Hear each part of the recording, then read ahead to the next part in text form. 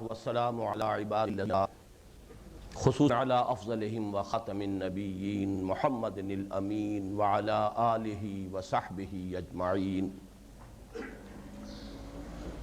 أما بعد فقد قال الله تبارك وتعالى أعوذ بالله من الشيطان الرجيم بسم الله الرحمن الرحيم فأي الفريقين أحق بالأمن إن كنتم تعلمون الذين آمنوا ولم يلبسوا إيمانهم بظلم أولئك لهم الأمن وهم مهتدون.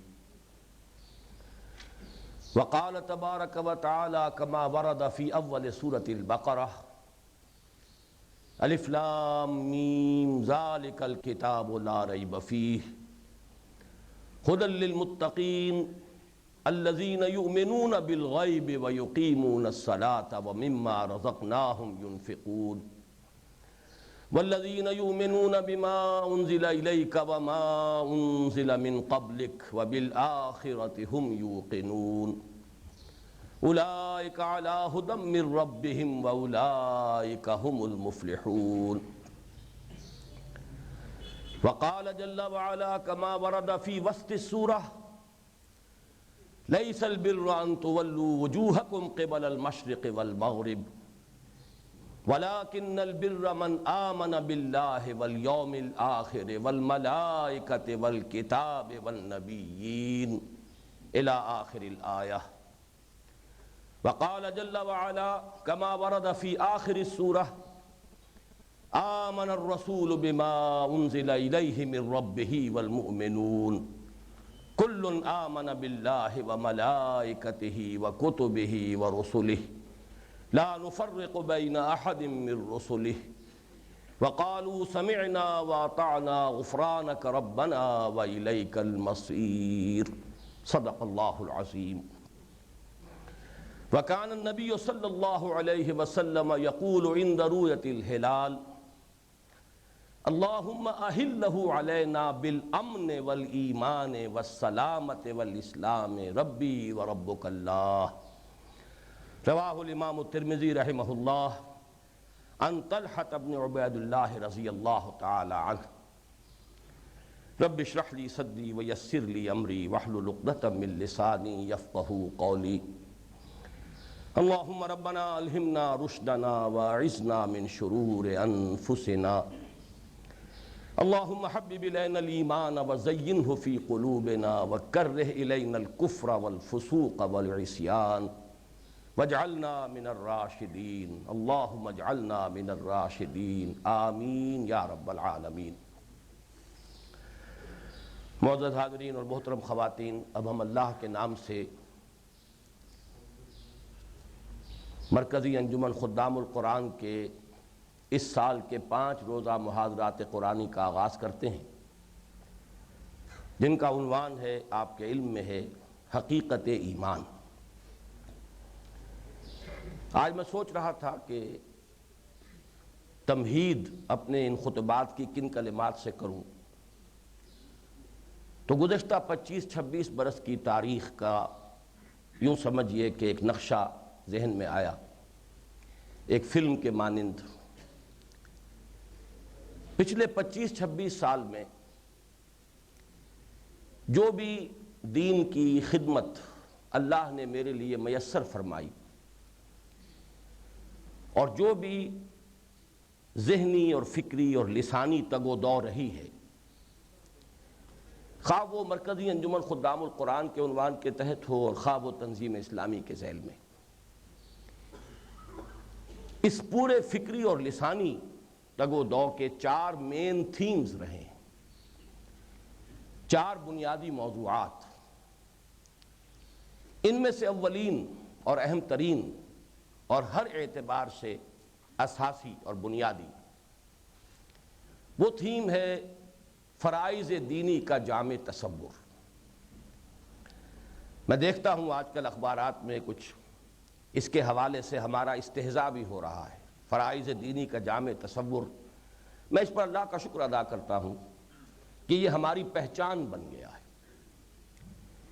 یہ جو موضوع ہے فرائض دینی کا جامع تصور، میں نے اس پورے عرصے کے دوران اپنی توانائیوں کا بہترین حصہ مطالعہ قرآن حکیم کے ایک منتخب نصاب کے حوالے سے صرف کیا ہے، اور اس منتخب نصاب میں جو مقامات شامل ہیں ان میں انتخاب کی بنیاد ہی یہ ہے کہ ہمارے سامنے یہ بات واضح طور پر آ سکے کہ ہمارا دین ہم سے چاہتا کیا ہے، فرائض دینی کیا ہے، اس لیے کہ اسی پر دار و مدار ہے، جو ہمارا فرض کا تصور ہوگا اسی کے مطابق ہم عمل کریں گے۔ استثنائی کیفیت ہو سکتی ہے، کوئی مریض شخصیت کسی چیز کو فرض سمجھے پھر بھی اس پر عمل پیرا نہ ہو، میرے نزدیک یہ ایک مرض کی علامت ہے۔ جیسے ایک مفلوج انسان حرکت کرنا چاہتا ہے لیکن فالج زدہ ہے، بظاہر ہاتھ جو ہے صحیح ہے، ٹانگیں صحیح ہیں لیکن حرکت نہیں کر سکتی، تو اس استثنائی کیفیت کو چھوڑ دیجئے، ایک نارمل انسان میں اس کا فکر اور اس کا عمل یہ لازم و ملزوم ہوتے ہیں۔ تو اگر ہمارا فرائض کا تصور صحیح ہوگا، جامع ہوگا، ہمہ گیر ہوگا، تبھی ہماری جد و جہد صحیح ہوگی، جامع ہوگی، ہمہ گیر ہوگی۔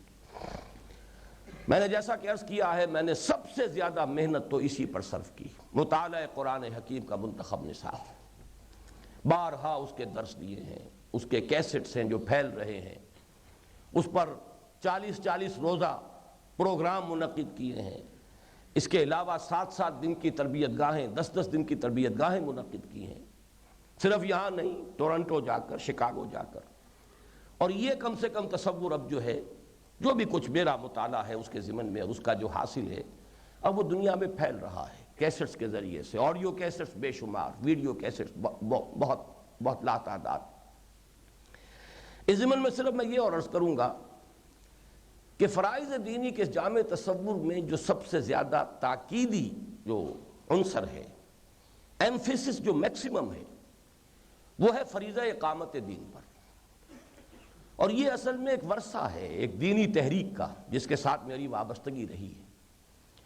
میں اس کو سمجھتا ہوں کہ اس نے جو تصور دیا تھا، بدقسمتی سے وہ تحریک خود سیاست کی دلدلوں میں پھنس جانے کی وجہ سے اب اس تصور کے بارے میں بہت کچھ ابہام کا شکار ہو چکی ہے، اور اس تصور کے حامل جو لوگ اس تحریک سے علیحدہ ہوئے انہوں نے کچھ عرصہ تو صرف کیا کہ اسی تصور کے مطابق پھر کوئی اجتماعی جد و جہد شروع کریں، لیکن جب پے بپے ناکامیاں ہوئیں تو بالآخر انہوں نے یہ کہنا شروع کر دیا کہ یہ چیز فرائض میں شامل ہی نہیں، انگور کھٹے ہیں۔ نتیجتاً میں نے محسوس کیا کہ وہ ایک بڑی قیمتی متاع ہے اس امت کی، اس صدی میں جس کا تصور واضح ہو کر آیا تھا، اقامت دین۔ دین ایک مکمل نظام زندگی ہے، دین اپنا مکمل غلبہ اور استیلا چاہتا ہے پورے نظام زندگی پر، پوری حیات انسانی پر۔ یہ تو ہماری اس دور کی بہت بڑی قیمتی متاع ہے، وہ تصور کے جو نگاہوں سے کچھ عرصے سے اوجھل ہو گیا تھا، کچھ حضرات کی مساعی سے اور ان کی خدمات کے نتیجے میں وہ اجاگر ہوا، دوبارہ تازہ ہوا، لیکن اب میں یہ دیکھ رہا تھا کہ وہ گم ہو رہا ہے، ابہام کا شکار ہو رہا ہے، شکوک و شبہات کا شکار ہو رہا ہے۔ لہذا میں نے اپنا اولین فریضہ یہی سمجھا، اور اس کے ضمن میں مطمئن ہوں اللہ کے فضل و کرم سے کہ میں یہ سمجھتا ہوں کہ میں نے اپنا یہ فرض ادا کیا ہے۔ اسی تصور فرائض دینی کے تحت اب ایک اجتماعیت وجود میں آئی ہے، پھر میں نے اس تصور فرائض دینی پر اپنے ان دروس کے علاوہ، آپ کو یاد ہوگا کہ سن 85 میں 6 دن متواتر علماء کرام کو دعوت دے کر اس کے ضمن میں اپنی ایک تحریر ان کے سامنے رکھ کر جو پیشگی انہیں بھیج دی گئی تھی کہ قرآن حکیم اور سنت رسول اور سیرت رسول صلی اللہ علیہ وسلم کے مطالعے سے میں نے یہ سمجھا ہے، یہ خاکہ میرے سامنے آیا ہے فرائض دینی کا، اس میں اگر کوئی خامی ہے، غلطی ہے تو متنبہ فرمائیے۔ 6 دن مسلسل محاذرات جاری رہے، 25 علماء کرام جو ہر طبقہ فکر سے تعلق رکھتے تھے، ان میں دیوبندی بھی تھے، بریلوی بھی، اہل حدیث بھی، جماعت اسلامی کے بعض اکابر بھی، ان سب نے آ کر تقریریں کی ہیں، 25 حضرات نے اس کے اوپر تحریریں بھیجی ہیں۔ مجھے اس سے فائدہ بھی ہوا ہے، کہیں کہیں لفظی اصلاح بھی میں نے کی ہے۔ میں اس کے لیے ہمیشہ ذہناً تیار رہتا ہوں کہ اگر کہیں کوئی غلطی مجھ پر منکشف ہو جائے تو اس کا علی اعلان میں اس کا اقرار کروں، اس میں تصحیح کروں۔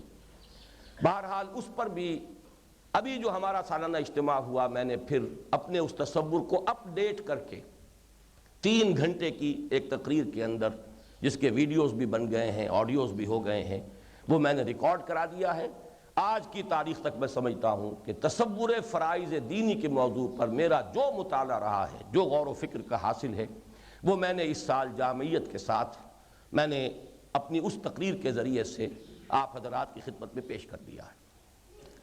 دوسرا تھیم، اور یہ اپنی اہمیت کے اعتبار سے کم نہیں ہے، وہ یہ ہے کہ اگر اقامت دین کا مطلب ہے پوری انسانی زندگی پر دین کا غلبہ، انفرادی بھی اجتماعی بھی، تو اجتماعی زندگی جو مختلف گوشے ہیں، سماجی زندگی ہے، معاشرتی، اسی طرح معاشی زندگی ہے، اقتصادی زندگی، اسی طرح سیاسی زندگی ہے، ملکی اور دستوری مسائل ہیں، اس سطح پر اسلام کا وہ نظام عدل اجتماعی ہے کیا، اس کے خد و خال کیا ہے، اس کے نمایاں جو ہیں پہلو کون کون سے ہیں، اس لیے کہ اس پر بڑا ابہام ہے۔ طویل عرصہ ہو گیا کہ وہ اجتماعی صورت جو ہے دنیا میں کہیں قائم نہیں رہی۔ خلافت راشدہ کے بعد سے ملوکیت کی چھاپ پڑی، اسلام کا وہ اصل چہرہ جو ہے وہ تو تاریخ کے پردوں میں گم ہو گیا، اس پر جاگیرداری کے اور سرمایہ داری کے پردے پڑتے چلے گئے، دین رفتہ رفتہ ایک مذہب بن کر رہ گیا، اس نے نظام زندگی کی حیثیت سے پھر کبھی دنیا کو اپنی شکل نہیں دکھائی۔ آج تک کوئی ایک انچ زمین ایسی نہیں ہے دنیا میں اس وقت جہاں پر کہ وہ کامل نظام عدل اجتماعی جو اللہ نے دیا انسان کو محمد الرسول اللہ صلی اللہ علیہ وسلم کے ذریعے، وہ اپنی اصل صورت کے اندر موجود ہے۔ اور پھر اس میں ابہام یہ ہے کہ اس عرصے میں نوع انسانی کا قافلہ جو ہے وہ رکا تو نہیں رہا۔ یہ 14 صدیاں جو بیتی ہیں، نوع انسانی نے ارتقائی مراحل طے کیے ہیں۔ یہ ارتقاء جہاں سائنٹیفک علوم میں ہوا ہے، سائنسز میں ہوا ہے، ٹیکنالوجی میں ہوا ہے، وہاں ایک سوشل ایولیوشن کا پروسیس بھی ہے جو جاری رہا ہے۔ نوع انسانی نے بادشاہت کا خاتمہ کیا، جمہوریت کا تجربہ کیا، نوع انسانی نے پھر سرمایہ داری کے خلاف ایک رد عمل کا اظہار کیا اور کمیونزم کا تجربہ ہوا، پھر ان کے مابین کچھ سنتھیسس ہوا اور ایک سوشلزم اور اسکینڈینیوین سوشلزم کا کانسیپٹ سامنے آیا۔ تو یہ جمہوریت اور سوشلزم آیا یہ کل کے کل کفر ہے یا ان میں کوئی خیر کا پہلو بھی ہے؟ یہ موضوع بھی میرے نزدیک نہایت اہم ہے، اس لیے کہ دین کو قائم کرنے کے ضمن میں جتنی اہمیت اس کی ہے کہ ہمارے اندر جذبہ ہو ایثار کا، قربانی کا، جد و جہد کا، محنت کا، تن من دھن لگا دینے کا، اتنا ہی اہم یہ بھی ہے کہ وہ تصور تو واضح ہو کہ وہ نظام ہے کیا، سیاسی سطح پر اس کے خد و خال کیا ہے، معاشی سطح پر خد و خال کیا ہے۔ اس ضمن میں میں بارہا اس کا اعلان کیا، اعتراف کیا، آج پھر کہہ رہا ہوں، اس ضمن میں مجھے سب سے زیادہ رہنمائی ملی ہے فکر اقبال سے۔ اس دور کی جو ذہنی اور فکری سطح ہے، اس سطح پر قرآن کو سمجھا ہے علامہ اقبال نے۔ میں یہ سمجھتا ہوں کہ اس اعتبار سے ان کا مقام بہت بلند ہے، اور ان کے دو اشعار وہ بڑے قیمتی ہیں، یہ ان کے گویا کے مشاہدے اور مطالعے اور تجزیے کا حاصل ہے۔ ہر کجا بینی جہان رنگ و بو، آنکھ از خاکش بے رویت آرزو، یا ز نور مصطفیٰ اورا بہاست، یا ہنوز اندر تلاش مصطفیٰ است۔ نوع انسانی نے جو سوشل ایولیوشن کا یہ پروسیس اور یہ طویل سفر جو طے کیا ہے، اس سے اگر کہیں روشنی، کہیں خیر، کہیں کوئی بھلائی تمہیں نظر آتی ہے تو یہ مستعار ہے نور مصطفیٰ سے صلی اللہ علیہ وسلم، اور اگر ابھی کوئی کمی ہے تو در حقیقت نوع انسانی چاروں ناچار اسی نظام مصطفیٰ کی طرف کشاں کشاں جا رہی ہے، ٹھوکریں کھائے گی، افراط و تفرید کے دھکے کھائے گی، لیکن یہ قافلہ بالآخر وہاں پہنچ کر رہے ہیں۔ تو تجزیہ کرنے کی ضرورت ہے کہ کیا ہے جمہوریت، کل کی کل کفر ہے یا اس میں کچھ اسلام کا پہلو ہے تو کتنا ہے جسے کہ ہمیں لینا چاہیے۔ الحکمت ضالۃ المومن، سوشلزم آیا کل کا کل ہی کفر ہے یا اس میں کوئی خیر کے پہلو بھی ہیں؟ اگر ہے تو وہ ہماری متاع ہے۔ الحکمت ضالۃ المومن هو احق بها حیث وجدها، ہم ان چیزوں کو اگر ہول سیل ریجیکٹ کر دیں گے تو اس میں اپنا نقصان کریں گے، اس میں کسی اور کا نقصان نہیں ہے۔ البتہ جس پہلو سے اس میں کمی ہے اس کا واضح شعور ہونا چاہیے، اعتراف ہونا چاہیے۔ آپ کے علم میں ہے کہ گزشتہ 3 سال ہمارے محاضرات قرآنی کا مین موضوع یہی رہا ہے۔ سب سے پہلے 88 میں لاہور میں ہم نے مارچ میں محاضرات منعقد کیے اسی موضوع پر، اسلام کا نظام عدل اجتماعی، اسلام کا نظام حیات۔ پھر اس کے بعد اسی سال ہم نے کراچی میں محاضرات منعقد کیے، اگلے سال پھر اسی موضوع کو ہم نے محاضرات قرآنی کا عنوان بنایا۔ اس اعتبار سے یہ دوسرا مین تھیم ہے جو میری جو بھی ذہنی تگ و دو رہی ہے، اور میں نے اپنی قوت بیانیہ جو بھی اللہ نے عطا فرمائی ہے اسے جس کے لیے استعمال کیا ہے، اس کا دوسرا بنیادی نقطہ یہ ہے۔ تیسرا بنیادی نقطہ، اس کا بھی ربط و تعلق اہمیت کے اعتبار سے بالکل واضح ہو جائے گا۔ یہ انقلاب برپا کیسے ہو، اس کا پروسیس کیا ہے؟ منہج انقلاب اسلامی، اور خاص طور پر پھر یہ کہ اس کے لیے جو سورس ہے ہمارے پاس وہ ہے اسوہ محمدی صلی اللہ علیہ وسلم۔ تو سیرت النبی صلی اللہ علیہ وسلم کا تجزیہ اس اعتبار سے کہ منہج انقلاب نبوی کیا تھا، کس طور سے آپ نے انقلاب برپا کیا، آپ کی جد و جہد کے مختلف مراحل کیا تھے، ہر مرحلے کے اہم نکات کیا ہیں، اس کی خصوصیات کیا ہیں، اس کی علامات کیا ہیں، پھر ایک مرحلے سے دوسرے مرحلے تک بڑھنے میں کیا چیز پری ریکوزٹ کا درجہ رکھتی ہے کہ اگر وہ شرط پوری ہو تبھی آگے بڑھا جا سکتا ہے، اگر پوری نہ ہو تو ظاہر بات ہے کہ اگلا قدم اٹھانا بیکار ہوگا، ضائع جائے گی محنت اور صلاحیت۔ یہ بھی میرا اس ضمن میں خاص طور پر ممنون ہوں ہمارے سابق صدر ضیاء الحق صاحب کا، مرحوم مغفور، انہوں نے جو سیرت کانفرنسوں کا سلسلہ کیا تھا اور اس کانفرنسوں میں تقاریر کے لیے مجھے مدعو کیا گیا، وہ میرے لیے ایک بڑا محرک ثابت ہوا سیرت کے مطالعے کا۔ ایک تو مطالعہ سرسری تھا جو جاری رہتا تھا اس سے پہلے بھی، لیکن یہ کہ جب مجھے پے بپے تقریریں کرنی پڑی اور اونچے مجمعوں میں بھی کرنی پڑی، تعلیم یافتہ لوگوں کے مجمع میں کرنی پڑی، تو مجھے غور و فکر کے لیے مجھے ایک تحریک ملی، وہ ایک جذبہ جو ہے بیدار ہوا اور مجھ پر منکشف ہوا پھر وہ منہج انقلاب نبوی۔ اور پھر آپ کے علم میں ہوگا کہ 11 تقریریں میں نے مسجد دارالسلام میں کی، اس موضوع کو بالکل منقح کر دیا، الحمدللہ علی ذالک۔ پھر یہ کہ وہ تقریریں کتابی شکل میں بھی شائع ہو گئیں، اگرچہ میری بڑی خواہش ہے اور ارادہ ہے، بلکہ اب تو میں خواہش سے آگے کا لفظ استعمال کر رہا ہوں، کہ جس طرح ایک روزنامے میں میری کتاب وہ شائع ہوئی تھی استحکام پاکستان اور پھر مسئلہ سندھ، اسی طرح کوشش کروں گا رمضان مبارک کے بعد اب میری فرسٹ پرائرٹی یہ ہے کہ منہج انقلاب نبوی، جو اب تک تو صرف تقریریں ہیں کہ جو کیسٹ سے اتار کر شائع کر دی گئی ہیں، اب وہ باقاعدہ ایک تصنیف کی صورت میں میں اسے ضبط تحریر میں لے آؤں۔ اگر وہ ہوگا تو میں سمجھوں گا کہ یہ بھی ایک بڑا مرحلہ ہے اسی سلسلے کا کہ جو اللہ کرے کہ طے ہو جائے، اسی کا فضل ہے، اسی کی توفیق سے کام ہوتے ہیں۔ لیکن اس سالانہ اجتماع جو تنظیم اسلامی کا بھی حال ہی میں ہوا، میں نے یہ بھی کیا، 3 گھنٹے میں 3 حصوں میں منہج انقلاب اسلامی کا جو اس وقت تک کا میرا حاصل مطالعہ ہے، غور و فکر کا جو بھی اس وقت میرے پاس سرمایہ ہے، وہ میں نے پھر دوبارہ 3 گھنٹے کی، وہ 11 تقریروں کی بجائے تقریباً 3 گھنٹے کے ویڈیو کیسٹس یا کیسٹس کے حوالے سے وہ بات لوگ جو ہے آسانی کے ساتھ سمجھ سکتے ہیں۔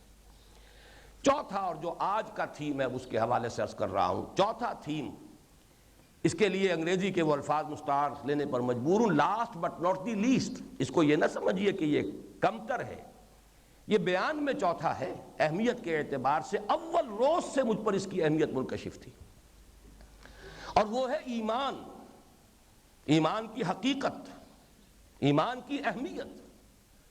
چنانچہ میں نے جب اپنی اس جد و جہد کا آغاز کیا ہے تو سن 67 میں جو مضمون میں نے لکھا تھا، جو جون 1967 کے میثاق میں شائع ہوا، اسلام کی نشرت ثانیہ کرنے کا اصل کام، یہ سب اسی کا ظہور ہے، اسی میں نقشہ تھا ایک قرآن اکیڈمی کا، اسی میں یہ سارا ایک قرآنی تحریک، تعلیم و تعلم قرآن کو ایک تحریک کی شکل میں شروع کرنے کا ایک نقشہ سامنے آیا تھا، خاکہ آیا تھا، اور اسی پر عمل کیا الحمدللہ۔ سن 67 اور یہ 91، 24 برس ہو چکے ہیں اسے۔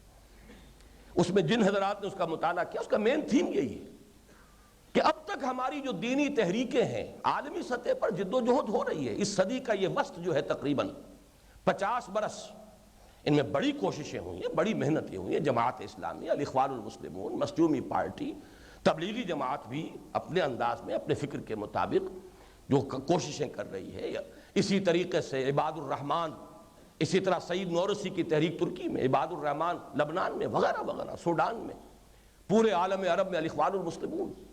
یہ تحریکیں اصلاً کیوں ناکام رہی ہیں، تاحال کیوں کہیں پر وہ اسلامی انقلاب برپا نہیں ہو سکا؟ ایران کا معاملہ ایک علیحدہ ہے، اے فینومینن بائی اٹ سیلف، میں اس کے بارے میں اس وقت کچھ عرض نہیں کر رہا۔ اس کا سبب میں نے جو اہم تھا وہ یہی بیان کیا، ان تحریکوں کی سب سے بڑی غلطی یہ ہے کہ یہ ایمان کو ٹیکن فار گرانٹڈ لے رہے ہیں کہ جب مسلمان ہے تو ایمان تو ہے، جو ایمفیسس ایمان پر ہونا چاہیے وہ ان تحریکوں میں نہیں ہے۔ حالانکہ یہی وہ چیز ہے جہاں پانی مر رہا ہے۔ ایک عقیدہ ضرور ہے، ایک موروثی عقیدہ ہے ایمان جسے ہم کہتے ہیں، لیکن وہ ایمان کنوکشن کے درجے کو پہنچنے والا ایمان، وہ ایمان جسے کہا جا سکے کہ علی وجہ البصیرت ایمان، وہ ایمان تو کہیں ہے نہیں۔ ڈھونڈ اب اس کو چراغ رخ زیبا لے کر ہم اپنی زندگیوں کو دیکھیں، اپنے معمولات کو دیکھیں، اپنے پرسوٹس کو دیکھیں، اپنی ویلیوز کا تجزیہ کریں تو معلوم ہوگا خالص مادہ پرستانہ۔ آخرت کا یقین تو کچھ اور نقشہ دنیا کی زندگی کے اندر پیدا کرتا ہے، اللہ کا ایمان تو کچھ اور طرح کے کردار وجود میں لاتا ہے، رسول سے حقیقی محبت تو کسی اور طریقے سے ظاہر ہوتی ہے۔ کہاں ہے وہ؟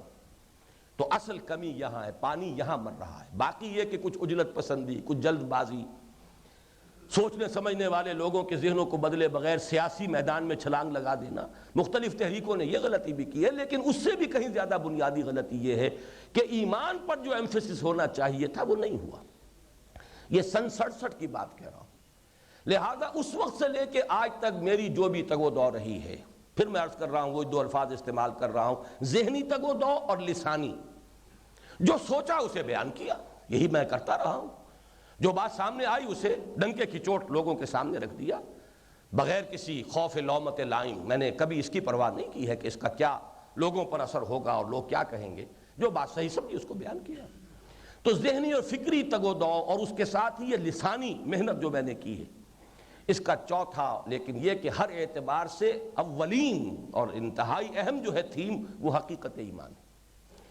اس کے ضمن میں بھی میں آپ کو یاد دلاتا ہوں کہ ویسے تو میں نے کبھی 1 گھنٹے میں تقریر کی ہے، کبھی 2 گھنٹوں میں کی ہے حقیقت ایمان، کتاب الایمان اپنی بیان کی ہے، کبھی 1 سیشن میں، کبھی 2 سیشن میں، لیکن سن 87 میں 8 خطبات کا پروگرام بنایا تھا جو بعد میں بڑھ کر 10-11 خطبے ہو گئے تھے مسجد دارالسلام میں، جو میں نے حقیقت ایمان کے موضوع پر دیے۔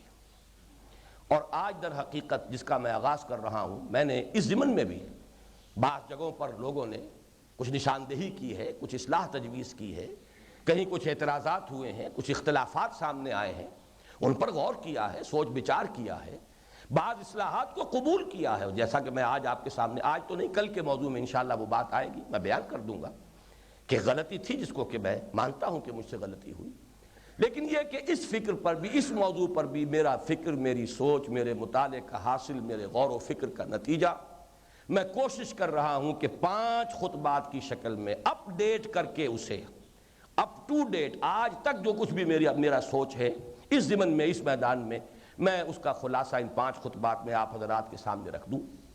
بات ذرا مشکل ہے، موضوع بڑے کٹھن ہیں، ان میں بعض مقامات بڑے ثقیل بھی ہیں، انہیں مجھے بیان کرنا ہے، عام فہم بھی بنانا ہے، پھر یہ کہ وقت کی تحدید بھی ہے۔ یہ ضرور ہے کہ آج کا جو ہمارا لیکچر ہے وہ تو کچھ طویل ہو جائے گا، اس لیے کہ میرے یہ تمہیدی کلمات جو ہیں یہ ایک اضافی گویا کہ اس کے اندر اس نے وقت صرف کیا ہے، لیکن انشاءاللہ کل سے میں پوری پابندی کی کوشش کروں گا کہ 1.5 گھنٹے سے زیادہ میری تقریر آگے بڑھنے نہ پائے۔ اس کے بعد آدھا گھنٹہ، پونا گھنٹہ، جتنا بھی وقت جو حضرات مستفسرین ہوں گے ان کے سوالات یا ان کے جو بھی کمنٹس ہوں ان کے لیے ہوں گے، لیکن یہ کہ آج جیسا کہ میں نے عرض کیا ہے کچھ وقت صرف ہو گیا ہے اس تمہید میں، اس لیے کچھ تھوڑا سا میں چاہوں گا کہ آج مجھے آپ مزید مہلت دیں۔ باقی یہ کہ چونکہ مضمون اہم ہے، کٹھن ہے، مشکل ہے، اس اعتبار سے میں آپ حضرات سے دعا کا بھی مستدعی ہوں کہ میرے لیے دعا کریں۔ میں نے خود بھی دعا کی ہے، رب اشرح لی صدری ویسر لی امری واحلل عقدۃ من لسانی یفقہوا قولی۔ آپ بھی اس میں میرے لیے دعا کریں کہ اللہ تعالیٰ میرے سینے کو بھی کھول دے، میرے زبان کو بھی کھول دے، اور میں اپنے معافی ضمیر کا اظہار مرتب طریقے سے آپ کے سامنے کر سکوں، اور یہ کہ آپ ذرا اپنی توجہ کو بھی مرتکز رکھیے، اس لیے کہ اس سے بھی یقیناً تقریر کرنے والے کو، خطاب کرنے والوں کو بہت سہولت حاصل ہوتی ہے۔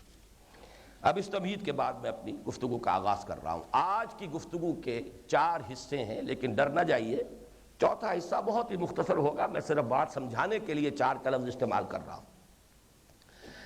پہلا حصہ ہے ایمان کا لغوی اور اصطلاحی مفہوم۔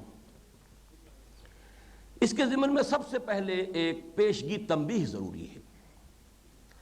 دین کی جو بنیادی اصطلاحات ہیں ظاہر بات ہے کہ وہ عربی زبان ہی سے لی گئی ہیں، پک اینڈ چوز کیا ہے قرآن نے، حدیث نے، حضور صلی اللہ علیہ وسلم نے۔ زبان تو وہ عربوں کی تھی، پہلے سے بولی جا رہی تھی، انہی کی زبان میں قرآن نازل ہوا، عربی مبین میں، تو وہ الفاظ عربی زبان کے ہیں، ان کا کوئی مادہ ہے، کوئی روٹ ہے، اس کا ایک مفہوم ہے جو ان کے ہاں مستعمل تھا۔ لیکن جب کوئی شے اصطلاح کی صورت اختیار کر لیتی ہے، کوئی لفظ، تو پھر اس میں اصل حجت جو ہے وہ لغت نہیں ہوتی، بلکہ وہ جو اگر دینی اصطلاح ہے تو اس کا مفہوم معین ہوگا قرآن اور سنت سے، صلی اللہ علیہ وسلم، حضور کی سنت اور اللہ کی کتاب، وہ معین کرے گی اس کے اصل مفہوم کو۔ جیسے مثال کے طور پر صلاۃ، اب صلاۃ کا لغوی مفہوم کیا ہے؟ آگ تاپنے کو بھی کہتے ہیں، اقدام الی الشیء کو بھی کہتے ہیں۔ اب اس سے آپ معنی نکال لیں نماز کے تو یہ نہیں ہوگا۔ صلاۃ کا مفہوم وہ ہے جو قرآن اور سنت رسول سے معین ہو گیا۔ زکوٰۃ تزکیے سے بنا ہے، نشو و نما اس کا اصل مفہوم ہے، لیکن اس کو آپ لے جائیں اور اپنا کوئی تصور اس کے اوپر بنا لیں تو وہ غلط ہوگا۔ زکوٰۃ اصطلاح کے طور پر وہی ہے جو قرآن و سنت سے معین ہو گئی۔ اسی طرح صوم ہے، رک جانے کو کہتے ہیں، لیکن کس چیز سے رک جانا، کب رک جانا، کس صورت میں رک جانا، کس وقت سے کس وقت تک رکے رہنا، اب یہ تمام مفہوم معین ہوں گے کتاب و سنت سے۔ تو ایمان کی بھی کا جو اصل مفہوم ہے اصطلاح کے طور پر، وہ تو قرآن اور سنت رسول صلی اللہ علیہ وسلم سے معین ہوگا۔ البتہ یہ ضرور ہے کہ ان اصطلاحات کے لیے جو الفاظ لیے گئے عربی زبان سے، آخر کسی وجہ سے لیے گئے، کوئی نہ کوئی معنوی تعلق ہے، اس کی جو لغوی اساس ہے اس کا کوئی نہ کوئی ربط ہے۔ اس پر غور و فکر سے ان اصطلاحات کی روح، ان کے حقیقی مفہوم پر ایک باطنی بصیرت ضرور حاصل ہوتی ہے کہ اس کا اصل مفہوم کیا ہے۔ نماز کی بھی اگر وہ لفظ لیا گیا ہے تو اللہ کی طرف متوجہ ہونا، اقدام الی الشیء، انی وجہت وجہی للذی فطر السماوات والارض حنیفا، اپنی روح کو ذکر الہی سے گرم کرنا، یہ آگ تاپنے کے معنی میں، یہ تمام چیزیں اس کی گویا کہ روح کے طور پر شامل ہیں۔ زکوٰۃ کی روح بھی یہی ہے، اپنے نفس کا تزکیہ، مال کی محبت سے دل کو پاک کرنا، صاف کرنا۔ تو ایسا بھی نہیں ہے کہ جو لغوی اساس ہے اس سے کوئی تعلق نہ ہو، بلکہ ان اصطلاحات کی جو باطنی روح ہے وہ یقیناً لغوی اصل پر غور و فکر سے اجاگر ہوتی ہے، واضح ہوتی ہے۔ البتہ لغت کو اس پر حاکم نہیں کیا جا سکتا۔ فیصلہ کن بات یہ ہوگی کہ کتاب و سنت سے اس اصطلاح کا کیا مفہوم معین ہوا۔ اس تمہید کے بعد اب میں عرض کر رہا ہوں کہ ایمان، جیسے کہ عربی زبان کے میرا خیال ہے 99% سے زیادہ الفاظ ہیں جن کا ایک سے حرفی مادہ ہوتا ہے، اس سے حرفی مادے سے الفاظ بنتے چلے جاتے ہیں۔ سادہ ترین مثال ہے علم، علم سے عالم بھی ہے، معلوم بھی ہے، علامہ بھی ہے، علامت بھی ہے، استعلام بھی ہے، بناتے چلے جائیں، متعلم بھی ہے، معلم بھی ہے، مختلف سانچوں میں ڈھلتے چلے جائیں گے، مختلف اوزان میں الفاظ جو ہیں بنتے چلے جائیں گے، لیکن علم کے ساتھ اس کا تعلق برقرار رہے گا۔ اصلها ثابت و فروعها فی السماء، وہ اصل جو ہے وہ مادہ علم، عالم علم رکھنے والا، علم جاننے والا، معلوم وہ شے جو کسی کے علم میں ہے، متعلم جو علم سیکھ رہا ہے، معلم جو علم سکھا رہا ہے، استعلام علم حاصل کرنا، انکوائری آفس، مکتب الاستعلام۔ لیکن یہ کہ جڑ رہے گی برقرار، اصلها ثابت و فروعها فی السماء۔ اس اعتبار سے غور کیجئے کہ ایمان کا مادہ امن ہے، الف میم نون، اور یہ بڑا گہرا تعلق جو ہے اس لفظ میں اور ایمان میں، اس کے لیے میں نے آج وہ آیت مبارکہ تلاوت کی۔ سورہ انعام میں حضرت ابراہیم علیہ السلام کا جب اپنی قوم کے ساتھ مجادلہ ہو رہا تھا، قوم انہیں ڈرا رہی تھی کہ تم نے تمام معبودوں کا انکار کر دیا ہے، تمہاری کوئی شامت آ کر رہے گی۔ انہوں نے جواب میں جو الفاظ ارشاد فرمائے، جو اللہ تعالیٰ نے قرآن حکیم میں ہم تک پہنچا دیے، اسی میں یہ الفاظ بھی ای الفریقین احق بالامن ان کنتم تعلمون۔ یہ جو دو فریق ہیں، ایک موحدین اور ایک مشرکین، ان دونوں فریقوں میں سے امن کا مستحق کون ہے؟ کون زیادہ مستحق ہے امن کا؟ تم خود غور کرو، سوچو، ایک ہزاروں معبودوں کو پوجنے والے اور ایک ایک خدائے برحق کے پرستار، فَأَيُّ الْفَرِيقَيْنِ أَحَقُّ بِالْأَمْنِ إِن كُنتُمْ تَعْلَمُونَ، احق کون ہے، زیادہ حقدار کون ہے؟ اب اس کا جواب بھی دیا گیا، الَّذِينَ آمَنُوا وَلَمْ يَلْبِسُوا إِيمَانَهُمْ بِظُلْمٍ أُولَئِكَ لَهُمُ الْأَمْنُ وَهُمْ مُهْتَدُونَ، جو لوگ ایمان لائے اور انہوں نے اپنے ایمان میں کسی شرک کی، ظلم کی آمیزش نہیں ہونے دی، وہ ہیں جن کے لیے امن ہے، اور وہی ہیں ہدایت پانے والے۔ تو امن اور ایمان کا رشتہ جو ہے بہت ہی کلیئر ہو کر ان آیات میں سامنے آیا۔ بلکہ نوٹ کر لیجئے کہ الامن جو ہے یہ قرآن مجید میں 3 ہی مرتبہ آیا ہے یہ لفظ اس شکل میں، 2 مرتبہ تو انہی آیات میں آ گیا، یہ آیات جو ہیں سورہ انعام کی ہیں، 1 مرتبہ آیا سورہ نساء میں، وہاں خوف کے مقابلے میں امن آیا ہے۔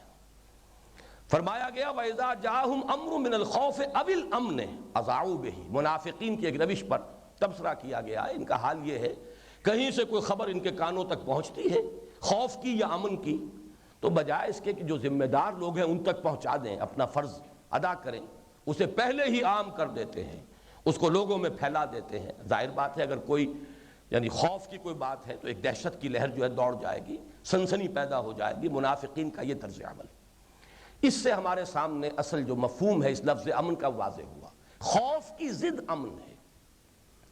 مزید وضاحت کریں گے تو خوف کے ساتھ حزن کا لفظ بھی شامل کر لیجیے، جیسے تعرف الاشیاء بازدادہا، خوف کے مقابلے میں امن آیا۔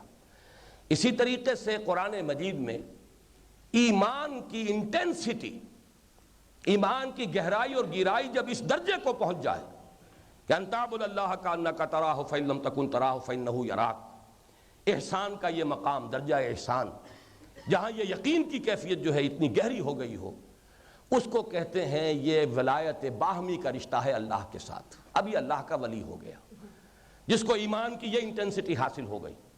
الا ان اولیاء اللہ لا خوف علیہم ولا هم یحزنون، 2 چیزوں کی نفی کی گئی۔ ویسے تو یہ کہ لا خوف علیہم ولا هم یحزنون تو بہت مرتبہ قرآن میں آیا۔ خوف اور حزن سے نجات پا جانا، زوال خوف و حزن امن ہے، یہ گویا کہ امن کا اصل حقیقی مفہوم ہے۔ اب اس سے آگے چلیے، امن یامنو امن و امنتن، اس کے معنی ہے امن میں ہونا۔ اس معنی میں یہ لفظ قرآن مجید میں بار بار آیا ہے۔ میں صرف سورۃ الملک کی 2 آیات آپ کو سنا رہا ہوں۔ اَأَمِنْتُم مَّن فِي السَّمَاءِ أَن يَخْسِفَ بِكُمُ الْأَرْضَ فَإِذَا هِيَ تَمُورُ، کیا تم امن میں ہو، نڈر ہو گئے ہو، نچنت ہو گئے ہو، بے خوف ہو گئے ہو اس آسمان والے سے؟ کیا تمہیں اندیشہ نہیں ہے کہ وہ تمہیں زمین میں دھسا دے؟ اَأَمِنْتُم، کیا تم امن میں ہو؟ بے خوف ہو جانا، نڈر ہو جانا، نچنت ہو جانا۔ اگلی آیت میں ام امنتم من فی السماء ان یرسل علیکم حاصبا، کیا تم بالکل بے خوف ہو، امن میں ہو، تمہیں کوئی ڈر نہیں رہا اللہ آسمان والے سے، اللہ سے، کہ وہ تمہارے اوپر کوئی بہت جھکڑ بھیج دے اور تمہیں تباہ کر دے، جیسے جھکڑ سے کہ قوم عاد کو تباہ کیا تھا۔ اسی طرح سورہ اعراف میں فرمایا افامنوا مکر اللہ فلا یامن مکر اللہ الا القوم الخاسرون، کیا یہ اللہ کی چالوں سے اپنے آپ کو مامون سمجھتے ہیں؟ کیا یہ، بلکہ یہ لفظ مامون میں نے یہاں غلط العام کے طور پر استعمال کیا، ابھی اس کی وضاحت ہو جائے گی، محفوظ سمجھتے ہیں، امن میں سمجھتے ہیں اللہ کی چال اور تدبیر سے؟ تو جان لو کہ اللہ کی چال، اللہ کی تدبیر سے اپنے آپ کو امن میں سمجھنے والا وہی ہو سکتا ہے جو خسارہ پانے والا ہو، اس کو تو تباہ ہونا ہی ہونا ہے۔ تو امن یامنوں کا مطلب ہے امن میں ہونا۔ اس سے اس میں فاعل بنتا ہے آمنن، آمنن وہ کہ جو امن میں ہے۔ یہ لفظ قرآن مجید میں بار بار آیا ہے، آمنن 6 مرتبہ، آمنتن 1 مرتبہ، آمنون 2 مرتبہ، آمنین 8 بار۔ اور یہ آمنین کے حوالے سے وہ آیت ضرور کوٹ کرنا چاہتا ہوں سورہ فتح میں جو نازل ہوئی کہ اے مسلمانوں گھبراؤ نہیں، اس وقت تو صلح حدیبیہ ہو گئی اور تمہیں عمرے کے بغیر ہی یہاں سے لوٹنا پڑا ہے۔ لَتَدْخُلُنَّ الْمَسْجِدَ الْحَرَامَ إِن شَاءَ اللَّهُ آمِنِينَ مُحَلِّقِينَ رُؤُوسَكُمْ وَمُقَصِّرِينَ لَا تَخَافُونَ، دل گرفتہ نہ ہو، تم لازماً داخل ہوگے مسجد حرام میں، بس صرف 1 سال کا فصل ہے، اور اس حالت میں داخل ہوگے آمنین، بالکل امن میں ہوگے، کوئی خوف، کوئی کھٹکا، کوئی بے چینی، کوئی اندیشہ نہیں ہوگا۔ تو آمنن وہ جو امن میں ہو، آمنین یہ جمع ہے۔ اسی سے لفظ مامون بنتا ہے۔ ابھی میں نے یہ لفظ استعمال کیا تھا اور میں نے کہا تھا یہ غلط العام کے طور پر میں استعمال کر بیٹھا ہوں۔ اردو میں ہم مامون محفوظ کے معنی میں استعمال کرتے ہیں، محفوظ و مامون، مسعون، یعنی جو جس چیز کی حفاظت ہو، جسے کوئی اندیشہ نہ ہو، یہ بالکل غلط استعمال ہے۔ مامون مفعول ہے، وہ کہ جس سے کوئی اندیشہ نہ ہو، جس سے امن لے لیا گیا ہو، جسے زیر کر لیا گیا ہو اور اب کوئی اندیشہ نہ رہے کہ وہ آپ کو کوئی گزن پہنچا سکتا ہے، وہ مامون ہے، اس لیے کہ مفعول ہے۔ اس معنی میں یہ قرآن مجید میں صرف ایک جگہ آیا، یہ لفظ آیا ہی ایک جگہ ہے، ان عذاب ربہم غیر مأمون۔ سورہ معارج میں فرمایا یقیناً ان کے رب کا عذاب ایسی شے نہیں ہے جس سے کوئی نڈر ہو جائے، نچنت ہو جائے، جس سے اندیشہ نہ رہے۔ تو مامون کے معنی وہ ہے جس سے کوئی اندیشہ نہ ہو، یہ نہیں کہ جسے کوئی اندیشہ نہ ہو، وہ تو آمن ہے۔ مامون وہ ہے جس سے کوئی اندیشہ نہ رہے، جس کو آپ زیر کر چکے ہوں، جس سے کوئی اندیشہ اور خطرہ اب آپ کو لاحق نہ رہے، وہ مامون ہے۔ ان عذاب ربہم غیر مامون۔ اسی طریقے سے ظرف آتا ہے اس سے مأمن، امن کی جگہ۔ میں یہ در حقیقت ویسے تو میرے موضوع سے بہت زیادہ متعلق یہ بحث نہیں ہے، اتنی زیادہ متعلق نہیں ہے، لیکن یہ کہ دلچسپی کی چیز ہے، قرآن سے ایک ذہنی رشتہ قائم کرنے والی شے ہے۔ اس اصطلاح کے یہ تمام پہلو جو ہیں اچھی طرح ذہن میں آئیں گے، تبھی اس سے جو اب اصطلاح بنے گی وہ بہت اچھی طریقے سے ذہن کی گرفت میں مفہوم آئے گا۔ مأمن سورہ توبہ میں فرمایا گیا، جب یہ آخری اعلان آ گیا تھا کہ اب 4 مہینے کی صرف مہلت ہے، اے مشرکین عرب، یہ جب ختم ہو جائیں گے اشہر حرم، فَإِذَا انْسَلَخَ الْأَشْهُرُ الْحُرُمُ فَاقْتُلُوا الْمُشْرِكِينَ حَيْثُ وَجَدتُّمُوهُمْ۔ اسی میں ایک استثناء قائم کیا گیا، وَإِنْ أَحَدٌ مِّنَ الْمُشْرِكِينَ اسْتَجَارَكَ، اگر مشرکین میں سے کوئی شخص اے نبی آپ سے امن کا طالب ہو، فاجر ہو، تو آپ اسے پناہ دیجئے، حتیٰ یسمع کلام اللہ، یہاں تک کہ وہ اللہ کے کلام کو سن لے، ثم ابلغہ مأمنہ، پھر اسے اس کی امن کی جگہ تک پہنچا دیجئے۔ یہ نہیں کہ کوئی شخص دور سے چل کر آیا ہے کہ آپ نے اتنا بڑا الٹیمیٹم تھرو کر دیا ہے، 4 مہینے کے اندر اندر یا ایمان لائیں یا ہمارے قتل عام شروع ہو جائے گا۔ تو آخر بتائیے تو صحیح وہ پیغام کیا ہے، کیا بات ماننی ہے۔ اب وہ چل کر آیا ہے، آپ نے اسے امان دی ہے، وہ آپ کے پاس رہے، اسے کلام اللہ سنائیے۔ پھر یہ نہیں کہ آپ کہیں ابھی طے کرو ورنہ تمہاری گردن ابھی اڑا دی جائے گی، یہ نہیں، ثم ابلغہ مأمنہ، پھر اسے اس کے امن کی جگہ پر پہنچا دیجئے۔ تو مأمن کہتے ہیں امن کی جگہ، جو اس کی امن کی جگہ ہے وہ وہاں واپس جائے، پھر اس کو فیصلہ خود کرنا ہے اپنے امن کی جگہ پہنچ کر کہ آیا وہ ایمان قبول کرتا ہے یا نہیں کرتا۔ اسی سے لفظ امین بنا ہے، یہ صفت مشبہ فعیل کے وزن پر، اور صفت مشبہ آپ کو معلوم ہے کہ فاعل کا مفہوم بھی دیتی ہے اور مفعول کا بھی۔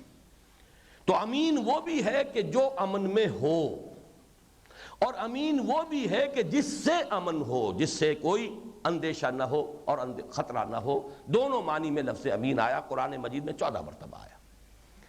اب اس سے ذرا ایک قدم آگے بڑھیے، جیسے کہ ہر زبان میں ہوتا ہے، ورب کے ساتھ پریپوزیشنز کی تبدیلی سے مفہوم بدل جاتا ہے۔ ٹو گیو، اس کا مفہوم کچھ اور ہے، ٹو گیو ان، اب یہ ایک محاورہ بن گیا، مفہوم ہی کچھ اور ہو گیا۔ ٹو گیو اپ، اب یہاں کچھ اور ہی معنی نکل آئے۔ تو یہاں پریپوزیشنز بدل رہی ہیں، معنوں میں زمین و آسمان کا فرق ہو رہا ہے۔ تو یوں سمجھیے کہ ایک درجے میں تو یہ بات عربی زبان کے ساتھ بھی ہے، صلہ بدلے گا مفہوم بدلے گا، لیکن عربی بڑی میتھمیٹیکل لینگویج ہے، اس میں صلہ کی تبدیلی سے مفہوم کے بدلنے کے بعد بھی جڑ سے تعلق منقطع نہیں ہوگا، جڑ کے ساتھ تعلق قائم رہے گا۔ چنانچہ امن فلانن بے فلانن، اگر حرف با کا اضافہ ہو جائے، یا علی فلانن، یا علی کا اضافہ ہو جائے، اس کے معنی ہوں گے کسی چیز پر کسی کو امین بنانا۔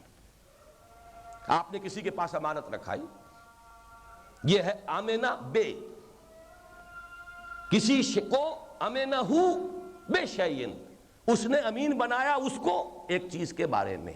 اب دیکھیں تعلق برقرار رہا، امین اسی کو بنایا جاتا ہے جس کے بارے میں اندیشہ نہ ہو کہ اس سے خیانت کا کوئی ڈر ہے، اسی کو امین بنائیں گے آپ۔ چنانچہ اس معنی میں امن فلانن بے فلانن او علی فلانن، اس کا مفہوم ہے کسی کو امین بنانا، کسی پر اعتماد کرنا کسی بارے میں۔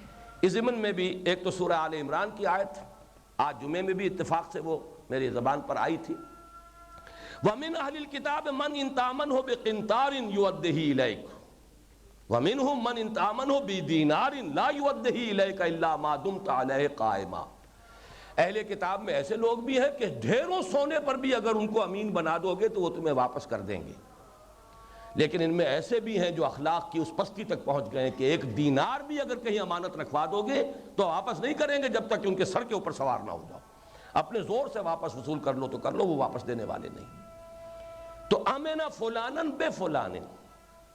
اسی طریقے سے علا بھی آتا ہے. سورہ یوسف میں حضرت یعقوب علیہ السلام کا قول آیا ہے، جب حضرت یوسف کے ساتھ تو جو کیا تھا ان کے بھائیوں نے کیا ہی تھا. کچھ عرصے کے بعد اب بنیامین کی باری بھی آئی تھی. انہوں نے کہا تھا انہیں بھیج دیجئے ہمارے ساتھ، قافلے کے ساتھ. تو حضرت یعقوب نے فرمایا تھا قال هل آمنکم علیہ الا کما امنتم علی اخیہ من قبل. کیا میں تمہیں امین سمجھوں، امانت دار بناؤں اس بنیامین کے بارے میں بھی اسی طرح جس طرح میں نے امین بنایا تھا اور تم پر اعتماد کیا تھا اس کے بھائی یوسف کے بارے میں؟ یعنی یہ کہ دوبارہ میں کیسے اب تم پر اعتماد کر لوں. تو اس مفہوم کو بھی نوٹ کر لیں. اور ایک اور اس میں اضافہ، باب افتعال سے بھی جب یہ لفظ آتا ہے تو کسی کو امین بنانا، ائتمان، ائتمنا یأتمنو، اس کے معنی بھی امین بنانا. یہ لفظ بھی قرآن مجید میں صرف ایک مرتبہ آیا ہے سورہ بقرہ میں. فَإِنْ أَمِنَ بَعْضُكُمْ بَعْضًا فَلْيُؤَدِّ الَّذِي اؤْتُمِنَ أَمَانَتَهُ. سفر میں اگر کوئی قرض وغیرہ کا معاملہ ہو جائے تو ریحاناً مقبوضہ کا جہاں حکم آیا وہاں فرمایا جب تمہیں اعتماد ہو جائے اور ایک دوسرے پر اعتماد کر سکو تو پھر جس کو امین بنایا گیا تھا اس پر لازم ہے کہ وہ امانت واپس کر دے. اب صرف آخری دو جملے اور اس بحث کے رہ گئے.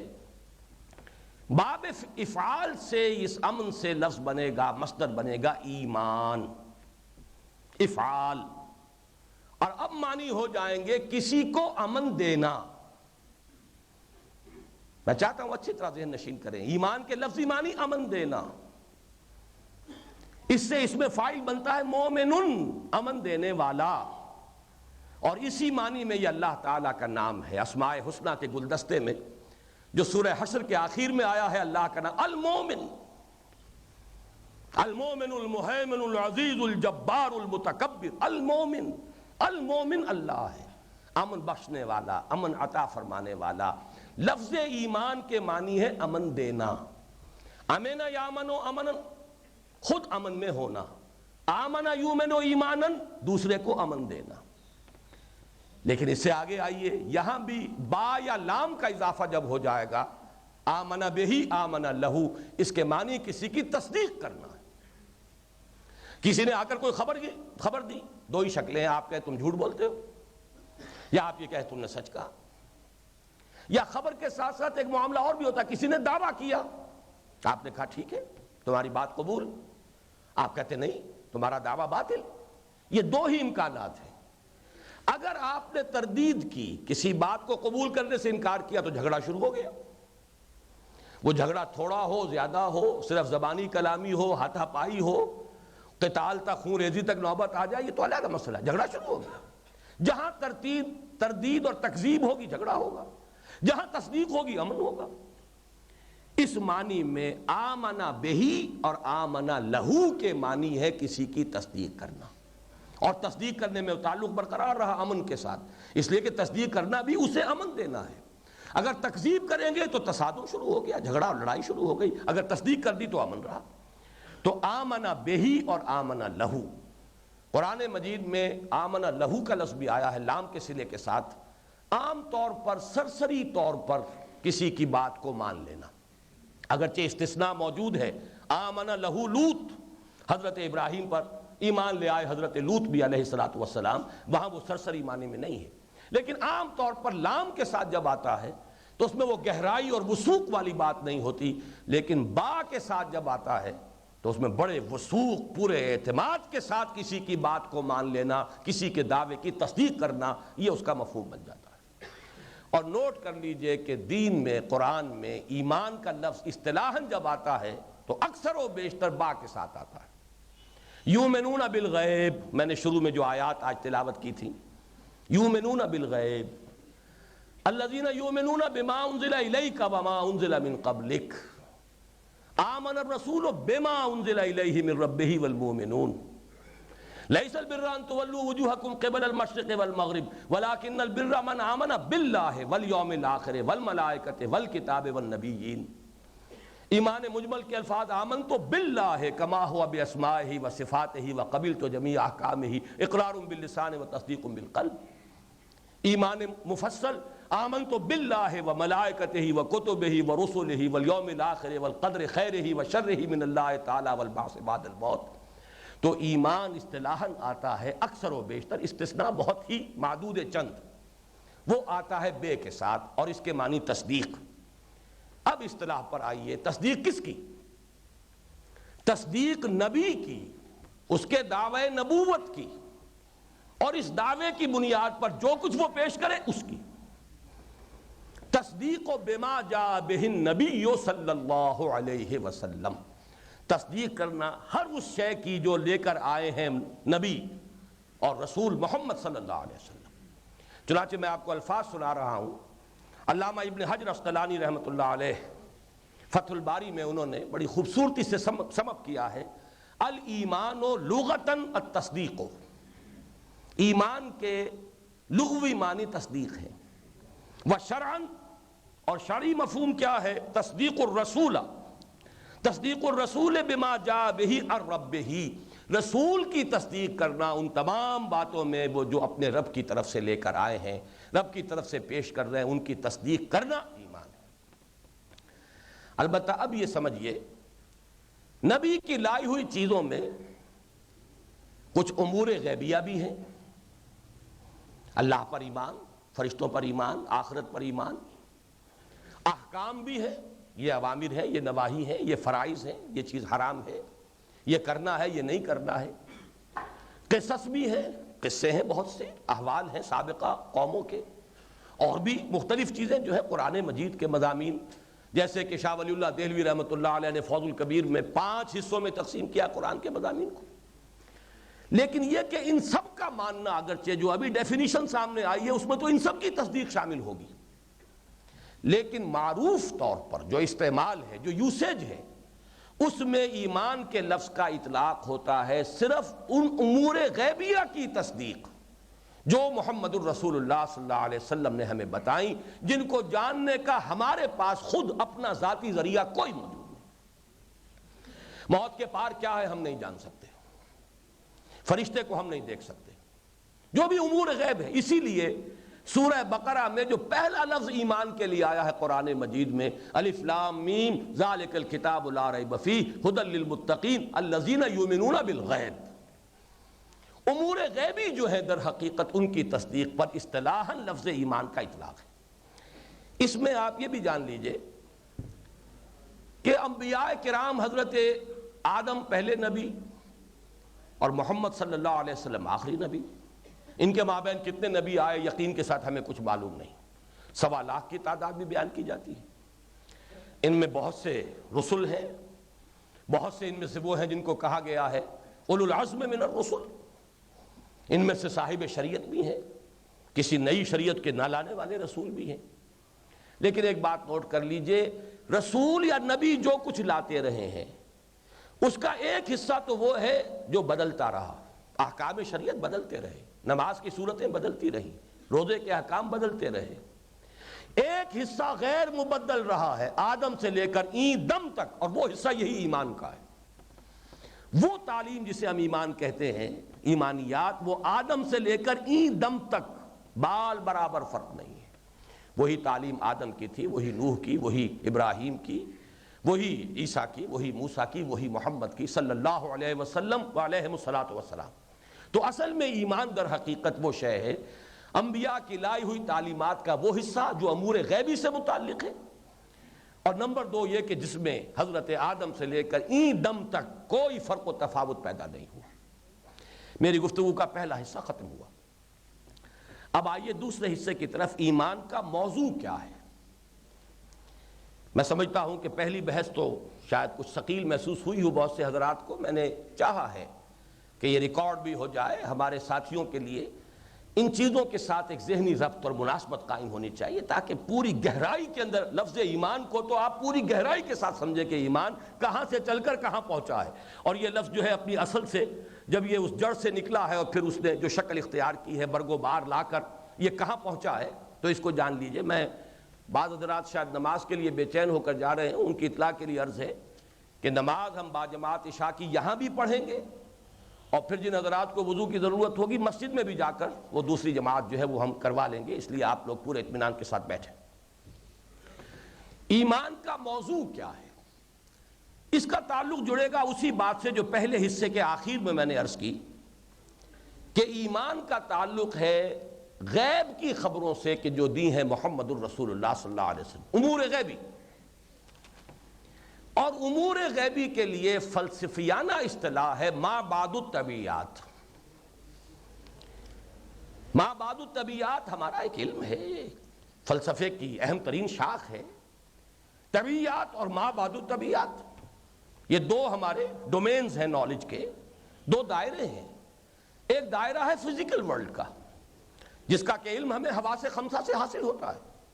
حواس خمسہ ہی کا ہم نے کچھ اور اضافہ کر لیا، خوردبین ایجاد کر لی تو ہماری قوت بینائی کا دائرہ بہت وسیع ہو گیا، دوربین ایجاد کر لی، قوت بینائی جو ہے اس کی رسائی بہت دور تک ہو گئی، لیکن اصلاً تو وہی حواس ہیں ہمارے۔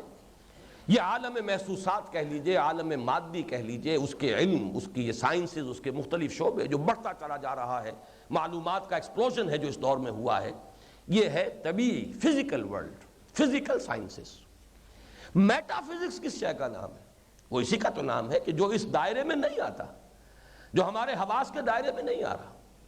وہ کچھ کلی امور ہیں، کچھ سوال ہیں جو ذہنوں میں اٹھتے ہیں لا محالہ ہر باشعور انسان کے، لیکن ان کا جواب حاصل کرنے کے لیے ہمارے پاس جو ذرائع ہیں وہ ذرائع ناکافی ہیں، وہ امور ہمارے مادی جو دائرہ ہے علم کا اس سے باہر ہے۔ ما وراء الطبیعات، میٹا فزکس۔ تو در حقیقت جو مسائل میٹا فزکس کے ہیں در حقیقت وہی موضوع ایمان کا ہے۔ اس کے لیے تھوڑی سی تمہید میں آپ کے سامنے عرض کروں گا۔ پہلی بات یہ جان لیجئے کہ تمام انسان دو حصوں میں منقسم ہے۔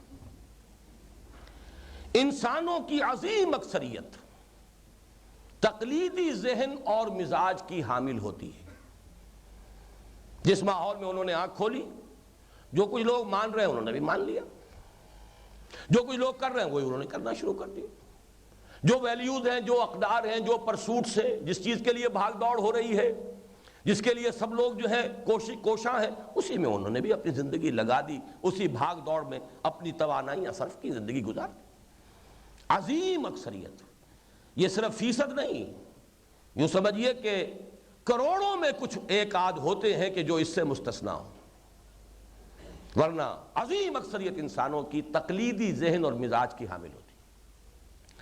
البتہ ایک اقل قلیل اقلیت، بہت ہی کم مائکروسکوپک مائنورٹی ایسے لوگوں کی بھی ہوتی ہے جو تحقیقی مزاج اور ذہن کے حامل ہوتے ہیں۔ وہ کسی شے کو اس لیے ماننے کو تیار نہیں ہوتے کہ سب مان رہے ہیں، کوئی کام اس لیے کرنے کو تیار نہیں ہوتے کہ سب کر رہے ہیں۔ They want to know the truth for themselves۔ تحقیق اسی کا نام ہے، حق کو معلوم کرنا، حقیقت کیا ہے۔ وہ اس کے لیے کوشاں ہوں گے، محنت کریں گے، کوشش کریں گے، جد و جہد کریں گے۔ یہ ہوتے ہیں بہت ہی قدر قلیل اقلیت، اقل القلیل اقلیت۔ لیکن تیسری بات یہ نوٹ کر لیجئے، انسانوں کی اکثریت پیروی انہی کی کرتی ہے۔ کوئی ایک ہی تھا وہ سدھارتھا گوتما، لیکن آج کروڑوں انسان اس کا نام لے رہے ہیں، صحیح یا غلط جو کچھ اس نے فکر پیش کیا اس کی پیروی کر رہے ہیں۔ وہ تو سقراط ایک ہی تھا، لیکن اس نے تو جان بھی دے دی اپنی اس پرسوٹ آف نالج کے لیے، حقیقت کی تلاش، اور جو حقیقت منکشف ہوئی اس کو علی اعلان کہنا، بربرا کہنا۔ اس کے سامنے چوائس آیا، یا تو زبان بند کر لو اور یا یہ کپ آف پوائزن ہے، یہیں ابھی اسی وقت پینا ہوگا۔ اس نے اس پیالے کو، زہر کے پیالے کو پینا جو ہے اس کو پسند کیا، اپنی زبان کو بند کرنا پسند نہیں کیا۔ لیکن پھر آپ کو معلوم ہے کہ سارا مغربی فلسفہ جو ہے وہ سقراط ہی کے یوں سمجھیے کہ سلسلہ ہے، سلسلہ نسب وہیں جڑ جائے گا۔ اس کا شاگرد افلاطون اور اس کا پھر شاگرد جو ہے وہ ارسطاٹل، دو ہی شاخیں ہیں۔ ریئلزم ہے تو اس کی شاخ آپ جوڑ دیں گے جا کر ارسطو تک، اور اگر آئیڈیالزم ہے تو افلاطون۔ یہ دونوں ہی بابا آدم ہے فلسفے کے۔ تو یہ جان لیجئے کہ لوگ پھر چلتے انہی کے پیچھے، چاہے ان کی زندگی میں ان کی بات کوئی نہ مانے، چند ہی لوگ مانے، چند ہی پیروی کریں، لیکن ہوتے ہوتے لوگ انہی کی پیروی کرتے ہیں۔ پھر تقلیدی مزاج کے تحت نسلاً بعد نسل وہ عقائد کی شکل میں وہ چیزیں ڈھلتی چلی جاتی ہیں۔ پہلی بات تو یہ سامنے رکھیے، تحقیقی اور تقلیدی مزاج اور ذہن کا فرق۔ دوسری یہ بات جان لیجئے کہ علم کی بھی دو قسمیں ہیں، جیسا کہ میں نے تھوڑا سا اشارہ کر بھی دیا، اور سورہ بقرہ کے 4 رکوع میں اول و آخر ان کا ذکر موجود ہے۔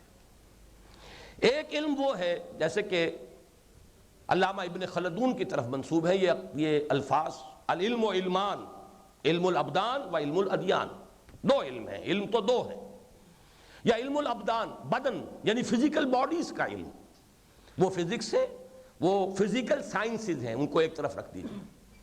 یہ در حقیقت ظہور ہے اس میکینزم کا جو حضرت آدم کے وجود میں رکھ دیا گیا تھا۔ علم آدم الاسماء کلہا، اللہ تعالیٰ نے جو ان السمع والبصر والفؤاد جو صلاحیتیں ان کے اندر ودیت کر دی تھیں، اسی سے یہ علم الاشیاء جو ہے لوگوں کو حاصل ہوتا رہا، اور یہ چلتا رہا فزیکل سائنسز کا علم، اور یہ نہ معلوم کہاں تک جائے گا، اللہ ہی کو معلوم ہے۔ اس لیے کہ میں تو کہا کرتا ہوں کہ آج ہم 1000 برس قبل کے انسانوں کو سمجھتے ہیں کہ بڑے جاہل تھے، انہیں کچھ پتہ نہیں تھا۔ اگر دنیا کی زندگی 1000 برس اور ہے تو 1000 برس کے بعد کا آدمی آج ہمارے بارے میں، آج کے انسانوں کے بارے میں کہے گا کہ بالکل ہی ناواقف تھے، انہیں تو حقیقت کا علم تھا ہی نہیں۔ لیکن یہ وہ کون سا علم ہے؟ یہ علم اشیاء ہے، علم الابدان ہے، یہ فزیکل سائنسز کا علم ہے۔ اور دوسرا علم جو ہے وہ علم ہے کہ جو ماورائی حقائق کی جستجو کرتا ہے، وہ جاننا چاہتا ہے، کلی کچھ سوالات ہیں، ان سوالات کا جواب وہ جاننا چاہتا ہے، کلی حقیقتیں، یہ جزوی حقیقتیں نہیں۔ یہ کہ پانی ہائیڈروجن اور آکسیجن سے مل کر بنا ہے، ٹھیک ہے، حقیقت ہے، بڑی چھوٹی سی حقیقت ہے۔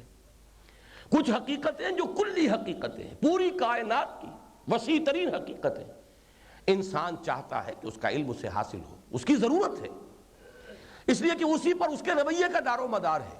میں کیا سمجھوں اپنے بارے میں کہ میں کون ہوں؟ بولیا کی جانا میں کون؟ جب تک یہ معلوم نہ ہو کہ میں کون ہوں، میں اپنا طرز عمل کیسے معین کروں گا؟ جب تک مجھے یہ معلوم نہ ہو کہ میری زندگی کی حقیقت کیا ہے، آیا موت پر اختتام ہو جانا ہے یا موت کے بعد اصل زندگی کا دروازہ کھلنا ہے؟ وَإِنَّ دَارَ الْآخِرَةَ لَهِيَ الْحَيَوَانُ، اس سے تو زمین و آسمان کا فرق واقع ہو جاتا۔ یہ تو انسان کو معلوم ہونا چاہیے۔ میں بھی وہ سوالات بعد میں گنواؤں گا، اس وقت صرف یہ نوٹ کر لیجئے، یہ دوسرا علم جو ہے یہ فلسفے کا موضوع ہے۔ انسان نے عقلی گھوڑے دوڑائے، منطق کی مدد سے جو معلومات اسے حواس سے حاصل ہوئیں ان کو جوڑا، ان کو جمع کیا، نتیجے نکالے، آگے بڑھا، جس کو آپ منطق کہتے ہیں، استخراجی منطق ہو، استقرائی منطق ہو۔ وہ یہی ہے کہ کچھ حقیقتیں معلوم ہو گئیں، آگے جو نامعلوم حقیقتیں ہیں ان کا مزید سراغ لگائیے، آگے بڑھیے۔ انسان نے کوشش کی ہے، اسی سے فلسفہ وجود میں آیا۔ اب میں آپ کو یہ بتانا چاہتا ہوں، پہلی بات تو یہ ایک تاریخی حقیقت جس کی طرف اشارہ کرنا ہے، تقلیدی مزاج کے لوگ کبھی تصور ہی نہیں کر سکتے کہ ان سوالات کی اہمیت کیا ہے، لیکن تحقیقی مزاج کے لوگوں کی تاریخ یہ گواہی دیتی ہے کہ ان کا معاملہ یہ رہا ہے کہ جب یہ سوالات ان کے ذہن میں پیدا ہو گئے تو انہیں زندگی کی کسی اور چیز سے کوئی دلچسپی نہیں رہی۔ اصل مسئلہ یہ ہے، پہلے یہ حل ہونا چاہیے، میں ہوں کون؟ زندگی کیا ہے؟ خیر کیا ہے؟ شر کیا ہے؟ علم کیا ہے؟ وجود کی ماہیت کیا ہے؟ زندگی کا آغاز کیا ہے؟ اختتام کیا ہے؟ I must know the truth۔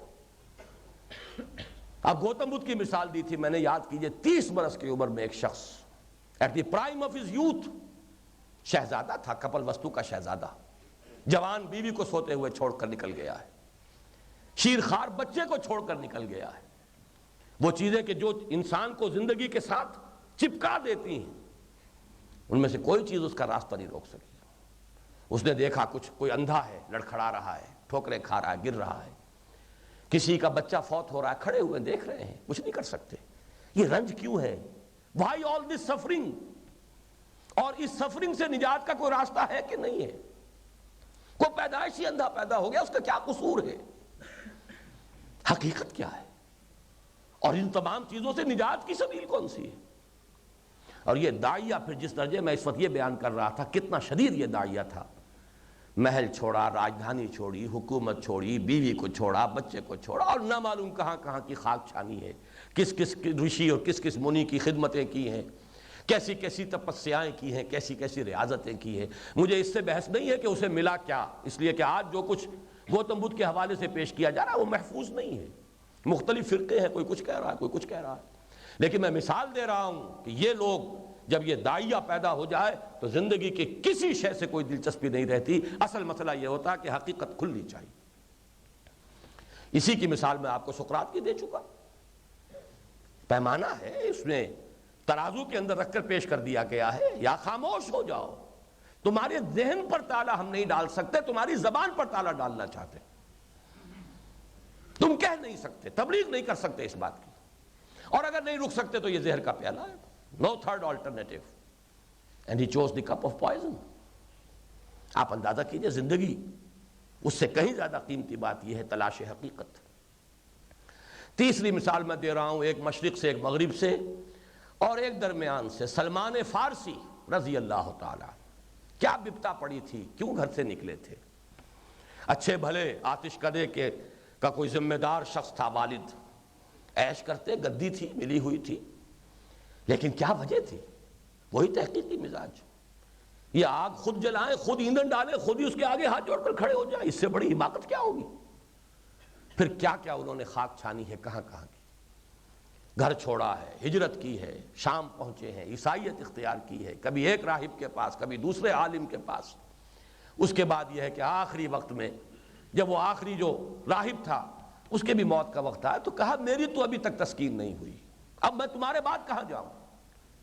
تو اس نے کہا میرا علم بتاتا ہے کہ آخری نبی کے ظہور کا وقت آ چکا ہے، اور جنوب کی طرف کھجوروں کی سرزمین میں اس کا ظہور ہوگا. جاؤ، ٹرائی اور لک.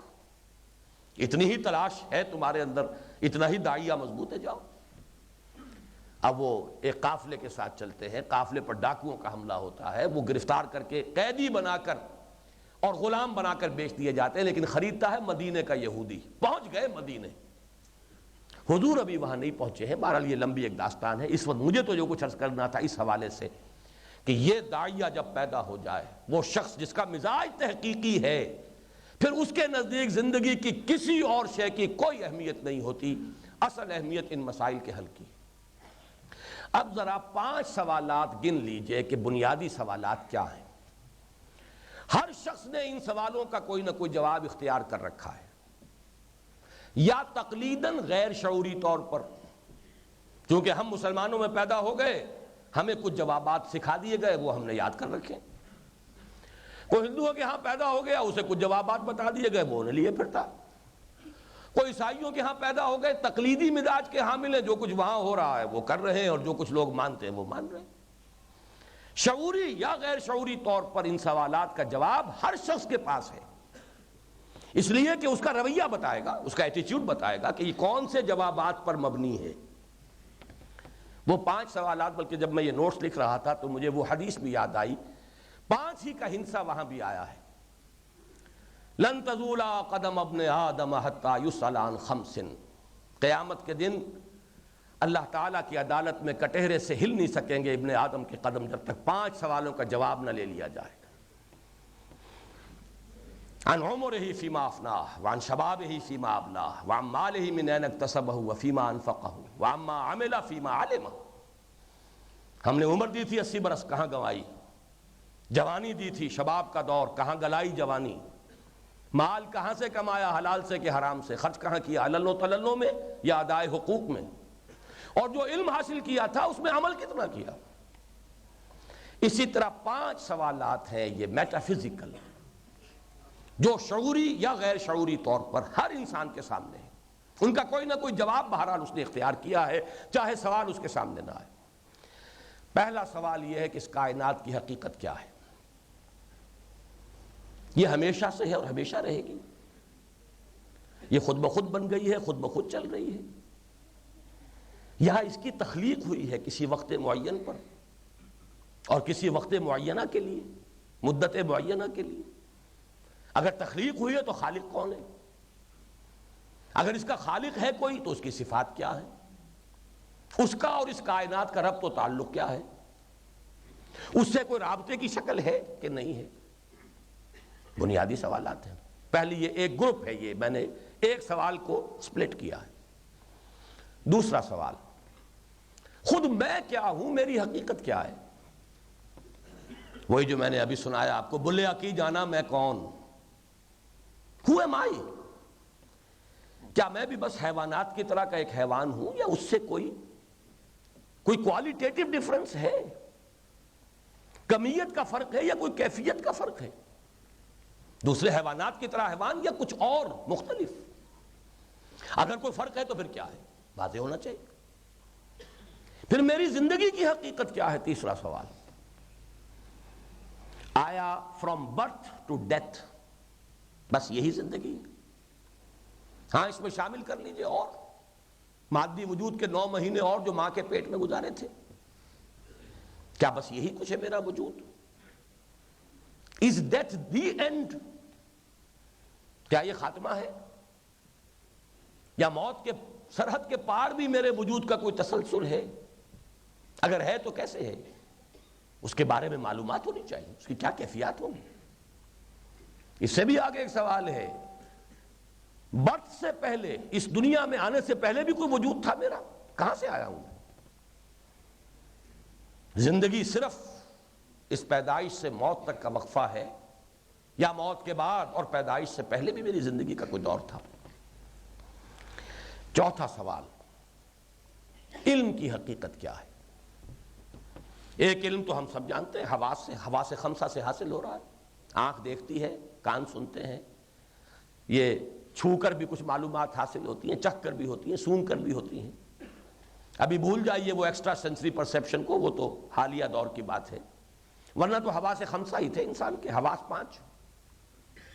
یہ تو معلوم ہوا کہ معلومات حاصل ہوتی ہیں اس سے۔ یہ بھی ہر انسان محسوس کرتا کہ کمپیوٹر یہاں ہے، کوئی صلاحیت ہے تو انفر، نتیجہ نکالنا ہے، استنباط، استدلال، 2 حقیقتیں سامنے ہو تو تیسری حقیقت تک پہنچ جانا۔ کچھ نہ کچھ سٹوریج بھی ہوتا ہے یہاں معلومات کا۔ اکثر ہم دیکھتے ہیں جہاں آگ جلتی ہے وہاں دھواں بھی ہوتا ہے، تو جہاں ہم نے دیکھا دھواں ہے ہم نے کہا آگ لگی ہوئی ہے، حالانکہ آگ اس وقت ہم نے نہیں دیکھی، لیکن ہمارے دماغ کے کمپیوٹر نے بتایا کہ جہاں دھواں ہوتا ہے وہاں آگ لگی ہوتی ہے۔ یہاں تک تو 2 دائرے جو ہیں ہر باشعور انسان کے علم میں ہیں۔ یہاں میں حوالہ بھی دے دوں، شاہ اسماعیل شہید رحمۃ اللہ علیہ کی بڑی مارکۃ الآراء کتاب ہے ابقات، اور وہ اپنے قول کے مطابق تو انہوں نے لکھی، اپنے دادا کے چھوٹے چھوٹے رسائل ہیں، سطعات، ہمعات، لمعات، سب اسی وزن پر ہیں، بہت دقیق، بہت مشکل۔ ان کی تسہیل کے لیے انہوں نے یہ کتاب لکھی ابقات، لیکن واقعہ یہ وہ خود اتنی مشکل ہے کہ دانتوں پسینہ آتا ہے۔ لیکن اس کا پہلا ابقا 1.5 صفحے میں شاید آ گیا، اردو ترجمہ اس کا آیا تھا، کافی عرصہ ہوا، میثاق میں تبصرے کے لیے حیدرآباد دکن سے چنچل گوڈا سے چھپا تھا۔ پہلا اقبا پڑھ کر اس کا جو ہے ابقا، اور میں واقعہ یہ ہے کہ دنگ رہ گیا اس کتاب کی عظمت۔ انہوں نے کہا علم انسانی کے 3 دائرے ہیں، پہلا ہی چیپٹر یہ ہے، علم بالحواس، نمبر 2 علم بالعقل، نمبر 3 علم بالقلب۔ یہ اصطلاح پہلی مرتبہ، آج سے یہ کوئی 25-30 سال پہلے کی بات ہے، مولانا اصلاحی صاحب کی ادارت میں نکلتا تھا میثاق اس وقت، پہلی مرتبہ یہ اصطلاح میرے سامنے آئی، علم بالقلب۔ سوال یہ کہ یہ بھی کوئی شے ہے، حقیقی ہے کہ نہیں ہے؟ بہرحال اس وقت جو میں سوالات گنوا رہا تھا تو نالج، علم، اس کی سورس حواس، عقل، یہ تو معلوم، آیا اس کے ماوراء بھی کوئی سورس آف نالج ہے یا نہیں؟ آخری اور 5واں سوال یہ ہے، خیر و شر کی حقیقت کیا ہے؟ کیا یہ کوئی پرماننٹ ویلیوز ہیں، حقیقی ہے یا سراب ہے؟ وہ محاورہ nothing is good or bad, only thinking makes it so، کیا یہ صحیح ہے؟ صرف ہم نے کچھ چیزوں کو اعتباری طور پر خیر کسی کو شر قرار دے لیا ہے، یا واقعتاً یہ مستقل ویلیوز ہیں خیر اور شر؟ اگر ہیں تو انسان کو خیر پر آمادہ کرنے کے لیے جذبہ محرکہ کون سا ہے؟ چاہے اس میں نقصان ہو رہا ہو۔ سچ بولنا اگر خیر ہے اور سچ بولنے میں نقصان ہے پھر کیوں بولے سچ؟ جھوٹ بولنا اگر شر ہے اور جھوٹ بولنے میں فائدہ ہے تو کیوں نہ بولے جھوٹ؟ یہ جذبہ محرکہ چاہیے. اگر تو اخلاقی قدریں ہیں مستقل تو پھر یہ کہ ان اقدار پر عمل پیرا ہونے کے لیے جذبہ محرکہ چاہیے. میں نے وہ شعر کئی دفعہ سنایا ہے، اس وقت بھی یاد آ گیا تو سن لیجئے. ایک صاحب نے مجھے سنایا تھا، اے دیانت بر تو لعنت از تو رنجے یافتم، اے خیانت بر تو رحمت از تو گنجے یافتم.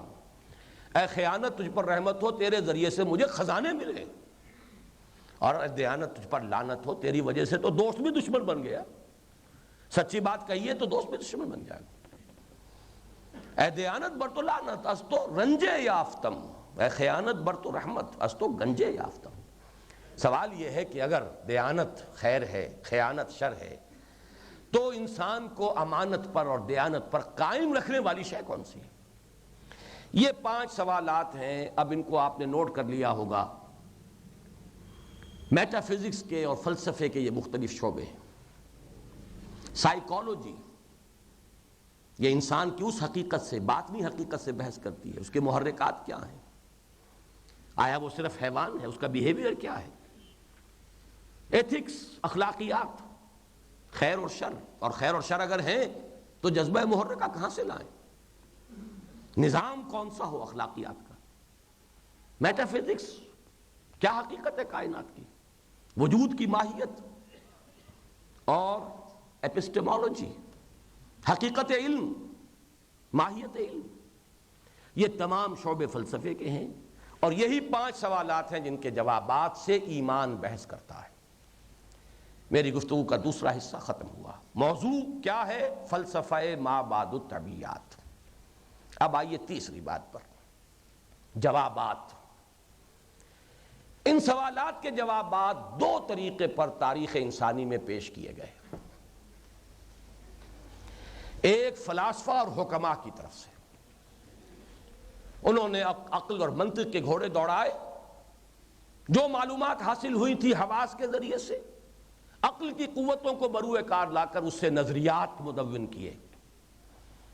حقیقت کے بارے میں نظریات، ریئلزم ہو اور آئیڈیالزم ہو اور امپیریسزم ہو، بناتے چلے جائیے، ازم بنتے چلے جائیں گے. یہ فلسفے ہیں. فلسفے کی ایک بات اس کی یوں سمجھیے کہ جزو لا ینفک ہے، اس میں یقین شے کی نام کی کوئی شے نہیں. ظن ہے، تخمین ہے، گمان ہے، اندازے ہیں، اٹکل پچو ہے. ہمیں یوں محسوس ہوتا ہے، ہمارا یہ خیال ہے. اور جتنا کوئی شخص فلسفی بلند سے بلند تر ہوگا، اتنا ہی اس کے اندر وہ ڈاگمیٹزم ختم ہوتا چلا جائے گا، اور بالکل وہ مانے گا. جس کی سب سے بڑی مثال میرے سامنے علامہ اقبال ہے. اپنے خطبات کے پریفیس میں جس طرح انہوں نے، جس کسر نفسی کے ساتھ کہا جا سکتا ہے، لیکن یہ کہ وہ حقیقت ہے، لیکن تسلیم کیا ہے کہ میں یہ نہیں کہتا کہ میں نے جو کچھ کہا ان خطبات میں وہ حرف آخر ہے. ہمارا کام یہ ہے کہ ایک علمی ایٹیٹیوڈ برقرار رکھے، غور و فکر کے کام کو آگے بڑھائیں. ہو سکتا ہے کہ آئندہ چل کر جو خیالات ان خطبات میں ظاہر کیے گئے ان سے کہیں زیادہ صحیح تر اور بہتر خیالات ظاہر ہوں. یہ ہے حکیم الامت علامہ اقبال اپنے غور و فکر کے حاصل کو پیش کر رہے ہیں اس کے ساتھ، اس ہیوملٹی کے ساتھ. تو ظن و تخمین ہے، گمان ہے، یقین کا دعویٰ نہیں. البتہ یہ کہ فلسفے ہیں، بڑے بڑے ہیں، انہوں نے بہتوں کو مسخر کیا ہے. بعض مذاہب کے بارے میں جان لیجئے کہ ان کو عنوان ہی دیا گیا ہے فلسافیکل ریلیجنز. بعض مذاہب ہیں کہ جن کی بنیاد فلسفہ ہے، وہی نہیں ہے. لیکن دوسرا جواب تاریخ انسانی میں کچھ لوگ اس دعوے کے ساتھ دیتے رہے کہ ہمیں یہ علم حاصل ہوا ہے ایک خاص سورس سے جو عام انسانوں کے پاس نہیں ہے. یہ ہمارا خیال نہیں ہے، یہ ہمارے ظن و تخمین کے گھوڑے نہیں ہیں، یہ ہمارے اٹکل پچو کا حاصل نہیں ہے، یہ ہمارے اپنے غور و فکر کا حاصل اور نتیجہ نہیں ہے. ان ہوا الا وحی یوحا، یہ تو وحی ہے جو وحی کی جاتی ہے. اور نمبر 2، انہوں نے بڑے یقین کے ساتھ کہا یہی حق ہے، کسی شک و شبے کی گنجائش نہیں. ذالک الکتاب لا ریب فیہ، یہ دعویٰ کوئی فلسفی نہیں کر سکا آج تک، کسی فلسفی نے یہ بات نہیں کہی۔ نبی جب کہتا ہے تو دعوے کے ساتھ کہتا ہے یہ حق ہے۔ اس کی ایک بڑی پیاری مثال ہے جو سورہ مریم میں آئی ہے، حضرت ابراہیم علیہ السلام کا قول نقل ہوا ہے جہاں وہ اپنے والد کو دعوت دیتے ہیں۔ وہ بڑا پیارا مقام ہے اس موضوع پر۔ یا ابت انی قد جانی من العلم ما لم یاتک فاتبعنی اہدک صراطا سویا۔ ابا جان میرے پاس وہ علم آیا ہے جو آپ کے پاس نہیں آیا تھا، بس آپ کو میری پیروی کرنی ہوگی۔ دیکھیے یہاں گنگا الٹی بہ رہی ہے، بیٹا باپ سے کہہ رہا ہے، تجرباتی علم باپ کے پاس زیادہ ہے، عمر اس کی زیادہ ہے، وہ کہہ سکتا ہے میں نے اپنے بال سفید دھوپ میں نہیں کیے ہیں، تم کل کے بچے ہو، میرے ہاتھوں پلے بڑھے ہو، آج کہہ رہے ہو کہ میں تمہاری پیروی کروں، کس بنیاد پر؟ دلیل کی ضرورت ہے نا، اب وہ دلیل وہ دے رہے ہیں۔ یا ابت انی قد جانی من العلم ما لم یاتک، ابا جان میرے پاس وہ علم آیا ہے جو آپ کے پاس نہیں آیا۔ عام انسانوں کی رسائی نہیں ہے، یہ سورس آف نالج ہی اور ہے، یہ علم بالحواس یا علم بالعقل اس کا مبنی نہیں ہے، منبع نہیں ہے، سرچشمہ نہیں ہے، ایک اور سورس آف نالج ہے، وحی ہے، ان ہوا الا وحی یوحی، لہذا آپ کو میری پیروی کرنی پڑے گی۔ یا ابت انی قد جانی من العلم ما لم یاتک فاتبعنی اہدک صراطا سویا۔ یہ جو جوابات ہیں کہ جو انبیاء کرام نے دیے، اس سے پہلے کہ میں اس کی تفصیل بیان کروں ایک بات اور نوٹ کر لیں، ان جوابات کی 4 سطحیں ہیں۔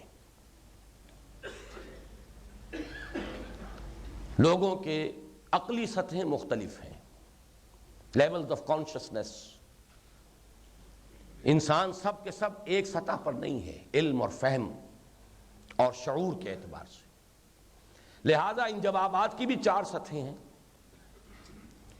پہلی سطح ہے عام فہم، جو سب کی سمجھ میں آئے۔ قرآن اور حدیث نے بنیادی طور پر اس سطح کو اختیار کیا ہے۔ قرآن ھدی للناس ہے، تمام لوگوں کے لیے ہدایت، جن میں ان پڑھ بھی ہیں، کاشتکار بھی ہے، اور کوئی مزدور بھی ہے، کسان بھی ہے، سب ہے۔ کوئی ایسی سطح بھی ہونی چاہیے جو سب کی سمجھ میں آئے، فلسفی بھی سمجھے، بڑا دانا انسان بھی سمجھے، لیکن ایک عام انسان بھی سمجھ لے، مین ان دی اسٹریٹ بھی سمجھے، صحرا کے اندر بسنے والا بدو بھی سمجھے۔ اس کے یہ معنی ہرگز نہیں ہے کہ قرآن میں اونچے فلسفیانہ حقائق ہیں نہیں یا ان پر گفتگو نہیں ہے، لیکن بنیادی طور پر جان لیجئے کہ اعلیٰ فلسفیانہ مضامین قرآن حکیم میں ضمنی طور پر آتے ہیں اور خفی انداز میں آتے ہیں۔ چلتے چلتے ایک حکیم انسان جو ہے رک جائے گا، یہاں یہ بات کیا کہی گئی ہے، عام آدمی وہاں سے گزر جائے گا، اور عام آدمی کو گزر ہی جانا چاہیے، اسی میں عافیت ہے۔ لیکن وہ جملے بھی ایسے ہوں گے کہ اگر اس کو آپ نظر انداز بھی کر دیں تب بھی بات پوری ہو رہی ہے۔ میں نے اسی مضمون سے بحث کی ہے، جو میرا بنیادی کتاب چاہے مسلمانوں پر قرآن مجید کے حقوق، ایک ہے تذکر بالقرآن، ایک ہے تدبر قرآن، زمین و آسمان کا فرق ہے۔ مثال بھی وہ دی تھی جو اس زمانے میں بہت عام ہوئی ہے اخبارات میں اور ٹیلی ویژن پر، اگر تیل کہیں سمندر پہ گر جائے تو اس کی تہ اوپر ہوتی ہے، وہ نیچے تو نہیں جاتا، جیسے کہ ابھی خلیج کے اندر شاید 20 میل چوڑی اور کتنے میل لمبی جو ہے وہ تہ تھی۔ یوں سمجھیے کہ قرآن مجید کی تعلیم کا لب لباب اس کی سطح پر ہے، لیکن اس سے دھوکہ نہ کھائیے کہ بس یہی کچھ ہے، فیتھم لیس ہے اس کی گہرائی، نہیں ناپی جا سکتی، نہیں اس کی تہ تک پہنچا جا سکتا۔ وہ سمندر اپنی جگہ پر ہے، لیکن اس کی اصل تعلیمات جو عام لوگوں کے سمجھ میں آ جائیں وہ بالکل اس تیل کے مانند ہے کہ جو سطح کے اوپر موجود ہے۔ تو پہلی بات تو سمجھیے کہ ان جوابات کی ایک سطح ہے عام فہم، قرآن اور حدیث نے اسی کو اختیار کیا ہے بطرز جلی، واضح طور پر۔ دوسری سطح اس کی ہے متکلمانہ، عقل اور منطق کے حوالے سے سمجھنا ذات و صفات کے معاملات کو، عقل جو اشکالات وارد کرتی ہے ان کا جواب دینا۔ یہ متکلمانہ سطح جو ہے، ہمارے ہاں 3 گروپ اس کے پیدا ہوئے ہیں، اشاعرہ، ماتریدیہ، معتزلہ۔ ایک انتہا پر اشاعرہ ہیں، دوسری انتہا پر معتزلہ ہیں۔ معتزلہ انتہائی ریشنلسٹ، عقل پرست بھی انہیں آپ کہہ سکتے ہیں، صرف عقلیت پسند نہیں، عقل پرست۔ اشاعرہ ان کی ضد، ماتریدی یہ درمیان میں۔ یہی لوگ ہیں جنہوں نے عقائد معین کیے ہیں۔ ہمارے ہاں جو عقیدہ اہل سنت کا عقیدہ یہ ہے، عقیدے کی جو کتابیں ہیں وہ در حقیقت ان ایمانی حقائق کی منطقی تعبیرات ہیں جو اس دوسرے لیول پر اس دور میں جو لوگ علم اور منطق کے جاننے والے تھے انہوں نے اس کی تعبیر کی ہے۔ یہ جو حقائق ہیں ہرگز حرف آخر نہیں ہے۔ ان کے لیے لفظ بھی جو آیا عقائد وہ قرآن کی اصطلاح نہیں ہے، عقیدے کا لفظ نہ قرآن میں نہ حدیث میں، یہ اصطلاحی بات میں آغاز اس کی ہوا، اور یہ علم کلام کا حاصل ہے در حقیقت۔ اور گہرائی میں جائیں گے تو فلسفہ جو ہے مطلق فلسفہ، یہ فلسفہ تو پھر بھی ہے قرآن و سنت کے ساتھ تعلق جوڑنے والے کوشش۔ علم کلام ایک جو ہمارے ہاں کندی اور فارابی اور ابن سینا اور ابن رشد ہیں، وہ خالص فلسفے کی بنیاد پر انہوں نے بھی کچھ تعبیرات کی، اور سب سے گہری سطح ہے صوفیاء کے تصورات، انہی حقائق کی تعبیرات جن میں وجدانی کیفیات، علم بالقلب، صرف یہ کہ منطق نہیں بلکہ وجدان کی قوتوں کو بروئے کار لا کر اپنی باطنی کیفیات کے حوالے سے ان حقائق کا ادراک و شعور، یہ صوفیانہ سطح ہے۔ 4 سطحیں ہیں، لیکن یہ کہ اس وقت جو میں گفتگو کروں گا ظاہر بات ہے کہ وہ بنیادی اور پہلی سطح جو ہے عام فہم اس کے حوالے سے، البتہ کہیں کہیں ٹچز جو ہیں وہ آ جائیں گے صوفیانہ یا فلسفیانہ یا متکلمانہ جو بھی تعبیرات ہیں ان کی۔ بنیادی طور پر ایمان سے متعلق گفتگو ہو رہی ہے جو قرآن اور حدیث کی اصطلاح ہے، تو بنیادی طور پر ان سوالات کا جواب جو قرآن اور حدیث سے ملتا ہے وہ میں اب آپ کے سامنے پیش کر رہا ہوں۔ نمبر 1، یہ کائنات نہ ہمیشہ سے ہے نہ ہمیشہ رہے گی، یہ خاص وقت میں تخلیق کی گئی اور ایک خاص وقت تک کے لیے، الی اجل مسمى، ایٹرنل نہیں ہے۔ البتہ ایک ہستی ہے جو ہمیشہ سے اور ہمیشہ رہے گی، وہ خالق ہے، یہ مخلوق ہے، اس نے اسے پیدا کیا۔ خلق السماوات والارض بالحق وصورکم فاحسن صورکم والیہ المصیر۔ اسی میں ایڈ کیجئے وہ ہستی جو ہے اسے تم رحمان کہہ کر پکار لو، اللہ کہہ کر پکار لو، قل ادعوا اللہ او ادعوا الرحمن ایما تدعوا فلہ الاسماء الحسنی۔ اس ہستی کے بارے میں یہ جان لو وہ تنہا ہے، از خود با خود، نہ کوئی اس کے ماں باپ تھے، نہ کوئی اس کے اولاد ہے، نہ کوئی اس کے جورو ہے، اکیلا ہے، تنہا ہے، نہ اس کا مثل، نہ مثیل، نہ مثال، نہ ضد، نہ ند، نہ کفو، نہ ہمسر، نہ مد مقابل، کوئی ہے ہی نہیں۔ لیس کمثلہ شیء، اس جیسی کوئی اور شے ہے ہی نہیں، کہاں سے مثال لائیں گے؟ قل هو اللہ احد اللہ الصمد لم یلد ولم یولد ولم یکن لہ کفوا احد۔ قل ادعوا اللہ او ادعوا الرحمن ایما تدعوا فلہ الاسماء الحسنی۔ وہ ہستی ہر ضعف، ہر نقص، ہر عیب، ہر احتیاج سے اعلیٰ ہے، ارفع ہے، منزہ ہے، پاک، کوئی ضعف، کوئی احتیاج، کوئی نقص، کوئی عیب اسے لاحق نہیں، ہر اعتبار سے ذات کامل، سبوح قدوس، اور اس کے ساتھ ہی تمام صفات کمال سے متصف ہے۔ جس خیر کا، جس اعلیٰ قدر کا تم تصور کر سکتے ہو وہ اس میں بتمام و کمال موجود ہے۔ حیات ایک قدر ہے، اعلیٰ قدر ہے، الحی القیوم ہے، وہ زندہ ہے، اور زندگی بھی ایسی کہ اس کی زندگی مستعار نہیں ہے، اس کی ذاتی ہے، خود بخود زندہ ہے، باقی کائنات کو وہ تھامے ہوئے ہے، اور اصل میں اس کا وجود ہے جو از خود باخود قائم، الحی۔ علم ایک اعلیٰ قدر ہے، وہ بکل شیء علیم ہے، ہر چیز کا علم رکھنے والا۔ قدرت ایک اعلیٰ قدر ہے، علی کل شیء قدیر ہے، ہر جگہ موجود ہے، اومنی پوٹنٹ، اومنیشینٹ، اومنی پریزنٹ۔ اس کی ذات میں کوئی شریک نہیں، اس کی صفات میں کوئی اس کا مثل نہیں، اس کے حقوق میں کوئی اس کا ہمسر اور مد مقابل نہیں. اور جملہ حقوق جو ہیں وہ ایک لفظ میں آ جائیں گے، عبادت. وہی ذات واحد عبادت کے لائق، زبان اور دل کی شہادت کے لائق، انفرادی عبادت سے لے کر اجتماعی عبادت، یعنی اسی کا نظام، اسی کی حکومت. الا لہ الحکم والامر، الا لہ الامر والخلق، خلق والامر، خلق بھی اس کی، امر بھی اس کا. ولا یشرک فی حکمہ احد، اپنے حکم میں کسی اور کو شریک کرنے کے لیے تیار نہیں. ان چیزوں کو آپ جمع کر لیجئے تو اس کا نام ہے ایمان باللہ یا توحید. اسی کو فلسفیانہ منطقی انداز میں کہیں گے وہ واجب الوجود، پوری کائنات ممکن الوجود، اور ممکن الوجود اپنی اصل کے اعتبار سے معدوم کے حق میں ہے. ہر چند کہے کہ ہے، نہیں ہے. ہستی کے مت فریب میں آ جائیو اسد، عالم تمام حلقہ دام خیال ہے. اسی کو صوفیہ اور گہرائی میں جا کر کہتے ہیں وجود حقیقی صرف اس کا ہے، باقی جو کچھ نظر آ رہا ہے وہمی ہے، خیالی ہے، اس کا کوئی وجود ہے ہی نہیں. کل ما فی الکون وہم او خیال او عکوس فی المرایا او ظلال، یا سائے ہیں، عکس ہیں، اور یا وہم ہے، خیال ہے. وجود حقیقی صرف اس کا. اب اسے وحدت الوجود کے اعتبار سے تعبیر کیجئے، وحدت الشہود کے اعتبار سے تعبیر کیجئے. شاہ ولی اللہ دہلوی رحمۃ اللہ علیہ کا قول فیصل جس کا میں قائل ہوں وہ یہ ہوں کہ ان دونوں میں بال برابر کا فرق ہے، تعبیر کا فرق ہے، کوئی حقیقی فرق نہیں. اصل میں باتیں جو تھی وہ میں نے تفصیل سے عرض کی. وہ ذات خالق، یہ کائنات مخلوق. وہ ذات ہمیشہ سے ہمیشہ رہے گی، یہ حادث ہے اور فانی ہے.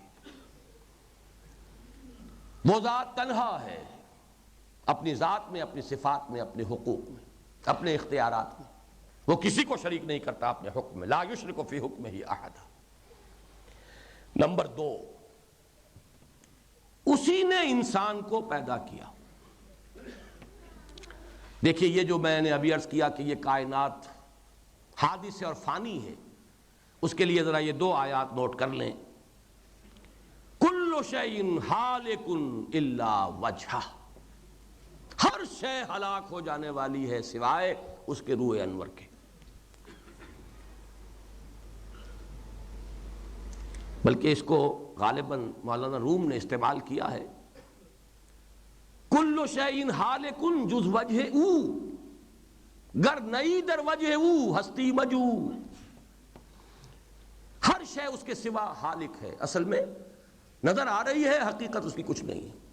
اگر تم بھی اس کی طرف رخ کر لو گے تو تمہیں وجود کا کوئی نہ کوئی پرتو مل جائے گا. اور اگر گر نئی در وجہ او ہستی مجو، پھر ہستی کا کوئی سوال ہی نہیں، پھر تو باطل ہی ہے، سراب ہی سراب ہے. یہی بات کہی گئی ہے کل من علیہا فان ویبقى وجہ ربک ذو الجلال والاکرام. ہر شے فانی ہے، باقی وہ ہے. ازلی ابدی وجود صرف وہ ہے. یہ کائنات ایک خاص وقت پر پیدا ہوئی اور ایک خاص وقت تک کے لیے ہے، الی اجل مسمی، ہمیشہ کے لیے نہیں. دوسری بات پر آیا تھا میں، جب سب کچھ اس نے پیدا کیا، انسان کو بھی اس نے پیدا کیا اور اسے خلافت عطا فرمائی. لیکن یہ انسان جملہ موجودات پر برتری کا حامل ہے. یہ اس کی تخلیق کا نقطہ عروج ہے، کلائمیکس ہے، کمال ہے. ایسے اس معنی میں ہم نہ سمجھے کہ اس کی خلاقیت ایگزہاسٹ ہو گئی ہے تو معاذ اللہ، اللہ کے ساتھ ہم اس کا تصور نہیں کر سکتے. جو کچھ اس نے پیدا کیا ہے اب تک، اس میں بلند ترین وجود اس انسان کا ہے. ملائکہ تک کو سجدہ کرا دیا تو اب رہ کون گیا؟ اس کو مختلف انداز میں تعبیر کیا ہے. انسان کی عظمت جو ہے قرآن مجید نے جیسے جیسے بیان کی. وَلَقَدْ كَرَّمْنَا بَنِي آدَمَ وَحَمَلْنَاهُمْ فِي الْبَرِّ وَالْبَحْرِ وَرَزَقْنَاهُمْ مِنَ الطَّيِّبَاتِ وَفَضَّلْنَاهُمْ عَلَى كَثِيرٍ مِّمَّنْ خَلَقْنَا تَفْضِيلًا. بنی آدم کی ہم نے تکریم کی ہے، فضیلت اسے عطا فرمائی. حملناہم فی البر والبحر، حملناہم، ہم اسے اٹھائے پھرتے ہیں بر و بحر میں. حملناہم فی البر والبحر ورزقناہم من الطیبات وفضلناہم علی کثیر ممن خلقنا تفضیلا. 7 جگہ تو قرآن مجید میں ہے کہ فرشتوں کو حکم دیا گیا، فسجد الملائکۃ کلھم اجمعون، استثناء ہے ہی نہیں۔ کہیں فرمایا خلقتہ بیدی، میں نے اپنے دونوں ہاتھوں سے بنایا اس انسان کو۔ اس کا ایک سرسری مفہوم تو یہ ہو سکتا ہے صرف عظمت انسان کے لیے ایک استعارہ ہے، اس کی ایک بڑی گہری حقیقت بھی ہے، وہ میں بعد میں عرض کروں گا۔ اس وقت سمجھیے عظمت انسان، اور حدیث میں جو بیان کیا گیا ہے، اور یہ حدیث متفق علیہ ہے حضرت ابو ہریرہ رضی اللہ تعالیٰ عنہ سے، ان اللہ خلق آدم علی صورتہ، اللہ نے آدم کی تخلیق اپنی صورت پر کی ہے۔ معاذ اللہ، اللہ کی کوئی شکل سے مراد یہ آنکھ اور کان اور یہ نہ لیجئے کہ کوئی نہ کوئی ہے، کوئی مشابہت کسی درجے میں ہے انسان کی جو اللہ تعالیٰ نے اپنی ذات کے ساتھ قرار دی۔ یہ انسان جو ہے جسے خلافت عطا ہوئی ہے، یہ اس کے سامنے جواب دہ ہے۔ جن کے رتبے ہیں سوا، ان کی سوا مشکل ہے۔ یہ جواب دہی کا تصور، اکاؤنٹیبلٹی، محاسبہ ہوگا۔ اس انسان کی زندگی صرف یہ زندگی پیدائش سے موت تک کا وقفہ نہیں ہے، بلکہ موت تو حقیقی زندگی کا شاہدرہ ہے۔ موت ایک زندگی کا وقفہ ہے، یعنی آگے بڑھیں گے دم لے کر۔ وَإِنَّ الدَّارَ الْآخِرَةَ لَهِيَ الْحَيَوَانُ لَوْ كَانُوا يَعْلَمُونَ، اصل زندگی تو آخرت کی زندگی ہے، کاش کہ انہیں معلوم ہوتا۔ یہ اسی کو سمجھے بیٹھے زندگی، دھوکہ کھا گئے، دار غرور، دھوکے کا سامان۔ وَمَا الْحَيَاةُ الدُّنْيَا إِلَّا مَتَاعُ الْغُرُورِ، اسی کو سمجھے بیٹھے ہیں، ساری فکر اسی کی، ساری سوچ اسی کی، ساری پلاننگ اسی کی، سارا غور و فکر اسی کے بارے میں۔ حالانکہ یہ تو کتاب زندگی کا دیباچہ بھی قرار نہیں دیا جا سکتا، اصل زندگی کے مقابلے میں تو یہ نہ ہونے کے برابر ہے۔ اس سے آگے اب آپ ایڈ کر لیجئے بعث بعد الموت، موت کے بعد تمام انسانوں کا دوبارہ اٹھایا جانا، حشر و نشر، انہیں جمع کیا جائے گا، حساب کتاب، جزا و سزا، جنت اور دوزخ، جس کے لیے بہترین تعبیر ہے حضور کے بالکل ابتدائی دور کے خطبات میں سے ایک بہت ہی مختصر خطبہ ہے، ان الرائد لا یکذب اہلہ واللہ لو کذبت الناس جميعا ما کذبتکم ولو غررت الناس جميعا ما غررتکم۔ اے میری قوم کے لوگوں، اے بنی ہاشم، میرا گمان یہ ہے، یہ جو 2 مرتبہ حضور نے کھانے پر بنو ہاشم کو جمع کیا تھا، پہلی مرتبہ تو لوگوں نے سنی نہیں بات، شور مچا کر ڈسپرس ہو گئے، دوسری مرتبہ سن لی بات۔ ویسے یہ خطبہ نہج البلاغہ میں ہے، معلوم ایسا ہوتا ہے کہ یہ اس دور کا خطبہ ہے، وہ وقت۔ ان الرائد لا یکذب اہلہ، تم میرے اپنے کنبے قبیلے کے لوگ ہو، کوئی قافلے کا رہنما اپنے قافلے کو دھوکہ نہیں دیا کرتا، جھوٹ نہیں بولا کرتا۔ واللہ لو کذبت الناس جميعا ما کذبتکم ولو غررت الناس جميعا ما غررتکم، خدا کی قسم اگر میں تمام نوع انسانی سے جھوٹ بول سکتا تب بھی تم سے کبھی نہ بولتا، تمام انسانوں کو دھوکہ دے سکتا تب بھی تمہیں کبھی دھوکہ نہ دیتا۔ واللہ الذی لا الہ الا ہو، اس اللہ کی قسم جس کے سوا کوئی الہ نہیں ہے۔ یہ تو توحید آ گئی۔ انی لرسول اللہ الیکم خاصۃ والی الناس کافۃ، میں اللہ کا رسول ہوں تمہاری طرف خاص طور پر اور پوری نوع انسانی کی طرف عام طور پر۔ اب آگے وہ مضمون آ رہا ہے جس کے لیے میں نے یہ خطبہ آپ کو سنایا، واللہ لتموتن کما تنامون، خدا کی قسم تم سب پر موت وارد ہو جائے گی جیسے روزانہ رات کو سو جاتے ہو۔ ثم لتبعثن کما تستيقظون، پھر تمہیں اٹھا لیا جائے گا، ایک دن آئے گا کہ جیسے روزانہ صبح کو بیدار ہو جاتے ہو، ایسے ہی صبح قیامت ایک آئے گی، خندہ صبح قیامت ہی صحیح، ایک وہ صبح بھی طلوع ہوگی، اٹھا لیے جاؤ گے جیسے روزانہ صبح بیدار ہو جاتے۔ ثم لتحسبن بما تعملون، پھر تمہارا حساب لیا جائے گا جو کچھ کہ تم کر رہے ہو اس کا۔ ثم لتجزون بالاحسان احسانا وبالسوء سوءا، پھر بدلہ مل کر رہے گا، بھلائی کا بھلائی کے ساتھ، برائی کا برائی کے ساتھ۔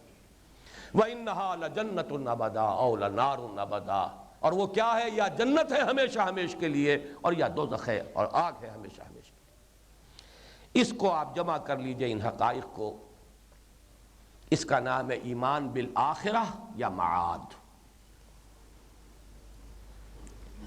اس میں جو چند حقائق ذرا اور گہرائی کے ہیں، یہ خلقتہ بیدیہ سے مراد کیا ہے؟ دونوں ہاتھوں سے دو عالم ہے، عالم خلق، عالم امر. جملہ مخلوقات یا عالم امر سے متعلق ہیں یا عالم خلق سے متعلق ہیں. واحد وجود انسان کا ہے جس میں یہ دونوں عالم آ کر جمع ہو گئے ہیں. اس کا وجود حیوانی عالم خلق سے ہے، زمینی ہے، مادی ہے. منہا خلقناکم وفیہا نعیدکم ومنہا نخرجکم تارۃ اخری. لیکن اس کی روح، قل الروح من امر ربی، یہ عالم امر سے ہے. ملائکہ کا تعلق صرف عالم امر سے ہے، جنات کا تعلق صرف عالم خلق سے. ان میں وہ روح نہیں ہے، وہ روح صرف پھونکی گئی. وہ امانت، انا عرضنا الامانۃ علی السماوات والارض والجبال، وہ آدم میں پھونکی گئی. فاذا سویتہ ونفخت فیہ من روحی فقعوا لہ ساجدین.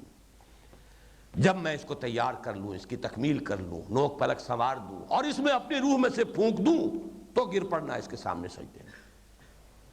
اور یہ جو روح انسانی ہے اس کا تعلق براہ راست ذات باری تعالیٰ کے ساتھ ہے. اس کے لیے کوئی تشبیہ نہیں ہے. جب اللہ کے لیے تشبیہ نہیں تو اللہ سے کسی شے جو متعلق ہے اس کی بھی تشبیہ نہیں ہو سکتی. اتصال بے تکیف بے قیاس، ہست رب الناس را با جان ناس. ایک اتصال ہے، کانٹیکٹ ہے. اس کانٹیکٹ کو کسی اور کانٹیکٹ پر قیاس نہیں کر سکتے، اس کی کیفیت نہیں جان سکتے. اتصال بے تکیف بے قیاس، ہست رب الناس را با جان ناس. نحن اقرب الیہ من حبل الورید. قرآن میں ہے مضامین موجود، لیکن یہ کہ ان کی تعبیر، روح ایک علیحدہ شے ہے. اور یہی ہے مابہ الامتیاز جملہ حیوانات کے اور انسانوں کے مابین. زندگی ان میں بھی ہے، اس میں بھی ہے. حیوانی وجود ان کا ہے، اس کا بھی ہے. لیکن اس کے اوپر on top of that اس کا ایک روحانی وجود ہے، وہ ہے امتیاز.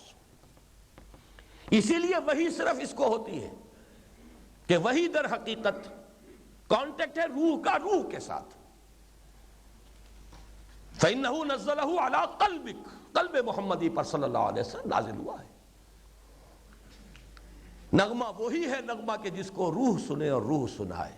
اور روح الامین نے یہ نغمہ سنایا ہے، نغمہ سرمدی قرآن حکیم روح محمدی کو صلی اللہ علیہ وسلم.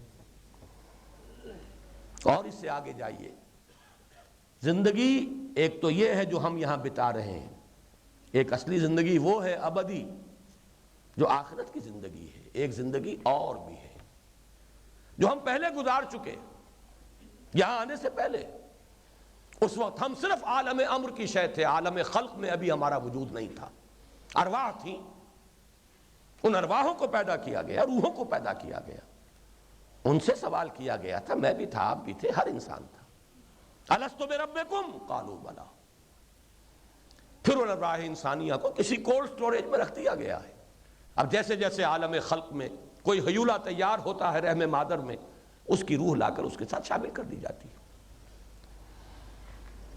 یہ دوسرے حقائق ہیں، اس کو آپ عام حقائق میں سے نہ سمجھیے، لیکن گہرائی میں اتریں گے تو اسے پیمانہ امروز و فردا سے نہ ناپ، جاویداں پہم دما ہر دم جمع ہے زندگی.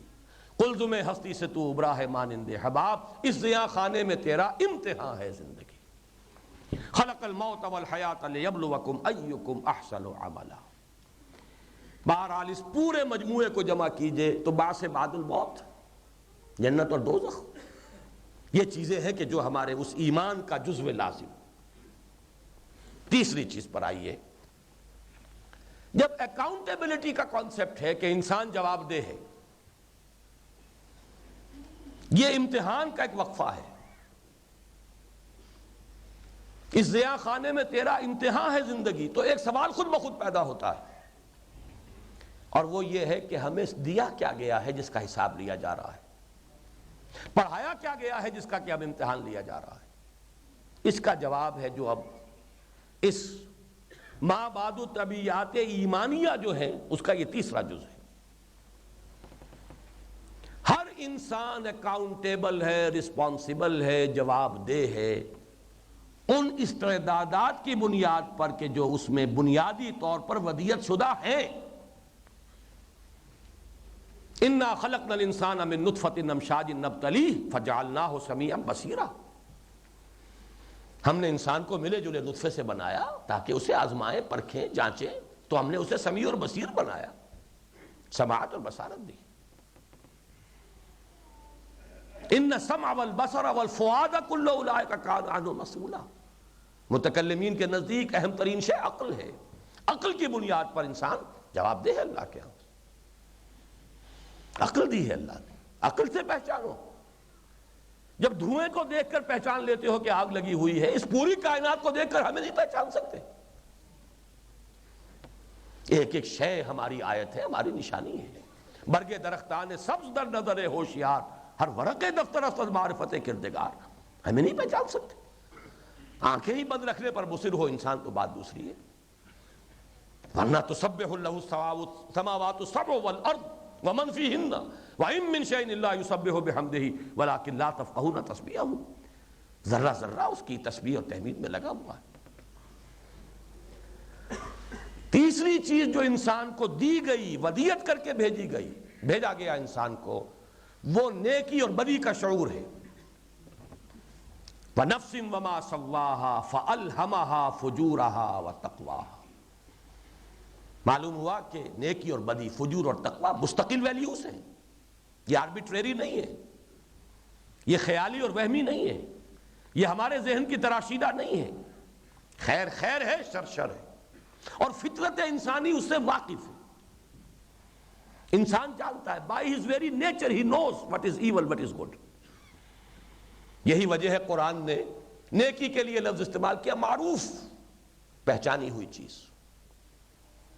اور بدی کے لیے منکر، جس سے فطرت انسانی ابا کرتی ہے، نہیں پہچانتی، یہ کوئی جانی پہچانی شے نہیں ہے، یہ کام کچھ لگتا نہیں ہے، طبیعت میل نہیں کھاتی اس کے ساتھ، ایکسیپٹیبل نہیں ہے میری فطرت کو، چاہے انسان کر رہا ہو، لیکن لوامہ، اس کا نفس لوامہ اسے ملامت کرے گا، تم غلط کر رہے ہو، تمہیں یہ نہیں کرنا چاہیے، یہ تمہارا حق نہیں ہے۔ تو تین چیزیں میں نے عرض کی ہیں، سمع و بصر، علم بالحواس، عقل، فؤاد، یہ کمپیوٹر۔ نمبر تین، نیکی اور بدی کا شعور۔ یہ چیزیں دے کر اور ذرا گہرائی میں اتریں گے تو روح انسانی کے اندر معرفت رب اور محبت خداوندی ودیت شدہ موجود ہے۔ بشنو از نئے چوں حکایت میں کند، بس جدائی ہا شکایت میں کند۔ یہ سب چیزیں دے کر بھیجا گیا انسان کو، اسی کو کہتے ہیں ہمارے صوفیہ لطائف، لطیفہ نفس، لطیفہ قلب، لطیفہ روح۔ میں انہیں تین کو پہچان سکا ہوں، آگے جو بیان ہوتے ہیں میں ان کو نہیں جان سکا ابھی تک، سر اور خفی اور اخفا۔ بہرحال جہاں تک میری رسائی ہے وہیں تک میں آپ کے سامنے بات رکھ سکتا ہوں، یہ قرآن سے ثابت ہے۔ اور یہ چیزیں ہیں جن کی بنا پر ہر انسان اکاؤنٹیبل ہے، کوئی نبی آتا یا نہ آتا، کوئی رسول بھیجا جاتا یا نہ بھیجا جاتا، کوئی کتاب اترتی یا نہ اترتی، کوئی شریعت دی جاتی یا نہ دی جاتی۔ Every human being is accountable, responsible on the basis of these faculties جو inherent ہے اس کے اندر۔ البتہ رحمت خداوندی نے انسان کے لیے اس کی اس آزمائش اور امتحان کی تسہیل کے لیے، آسانی کے لیے ارسال وحی، بعثت انبیاء، انزال کتب، اس کا سلسلہ جاری کیا۔ حقائق کا علم اس وحی کے سورس سے جو میں بیان کر چکا ہوں، یا ابت انی قد جاءنی من العلم ما لم یاتک فاتبعنی اہدک صراطا سویا، اپنے چنے ہوئے بندوں پر برگزیدہ سیرت کے اعلیٰ نمونے، اخلاق کے عمدہ نمونے، نوع انسانی کا یوں سمجھیے کہ عطر، گل سرسبد، چنے ہوئے لوگ۔ ان اللہ اصطفیٰ آدم و نوحا وآل ابراہیم وآل عمران علی العالمین، وحی کے ذریعے سے ہدایت بھیجی، شریعت بھیجی، یہ کرو یہ نہ کرو، دیکھو یہ غلط راستہ ہے، یہ ہلاکت کی طرف لے جانے والا ہے۔ بظاہر بڑا خوشنما ہے یہ پھول، جو ہے بظاہر بڑا خوشنما ہے، اس کے ساتھ کانٹے بڑے زہریلے لگے ہوئے۔ جنت گھیر دی گئی ہے مکارہ سے، اور یہ دنیا جو ہے جنت بنا دی گئی ہے کافر کے لیے۔ ان حقائق کو روز روشن کی طرح مبرہن علم نشرہ کرنے کے لیے اللہ نے انزال وحی، بعثت انبیاء، ارسال کتب، شریعت کی تنزیل، اس کا سلسلہ جاری فرمایا۔ اور اس میں نوٹ کر لیجئے وہ لنک جو ہے اللہ کے اور انسان جو چنے گئے رسول نبی ان کے مابین، وہ ایک فرشتہ ہے، ملائکہ میں سے ہے، جبرائیل فرشتوں کا سردار۔ لہذا یہاں ایمان بالملائکہ بھی ایمان بالرسالت کا ایک جز بن جائے گا۔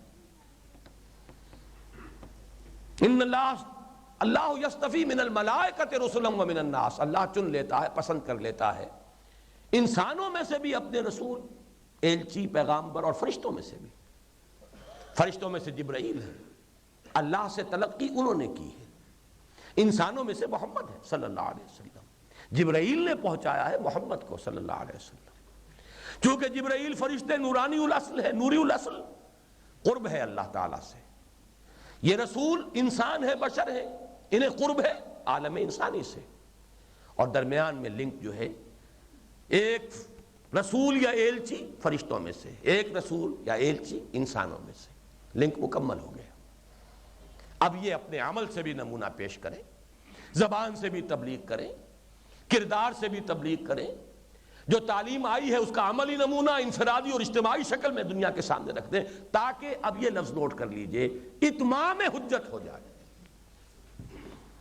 لفظ اتمام حجت نوٹ کیجئے یہاں۔ حجت بنیادی جو ہے نبوت نہیں ہے، بنیادی حجت سمع و بصر، بنیادی حجت عقل، بنیادی حجت نیکی اور بدی کا شعور، بنیادی حجت معرفت رب جو ودیعت شدہ ہے روح انسانی کے اندر، محبت خداوندی جو ودیعت شدہ ہے روح انسانی کے اندر۔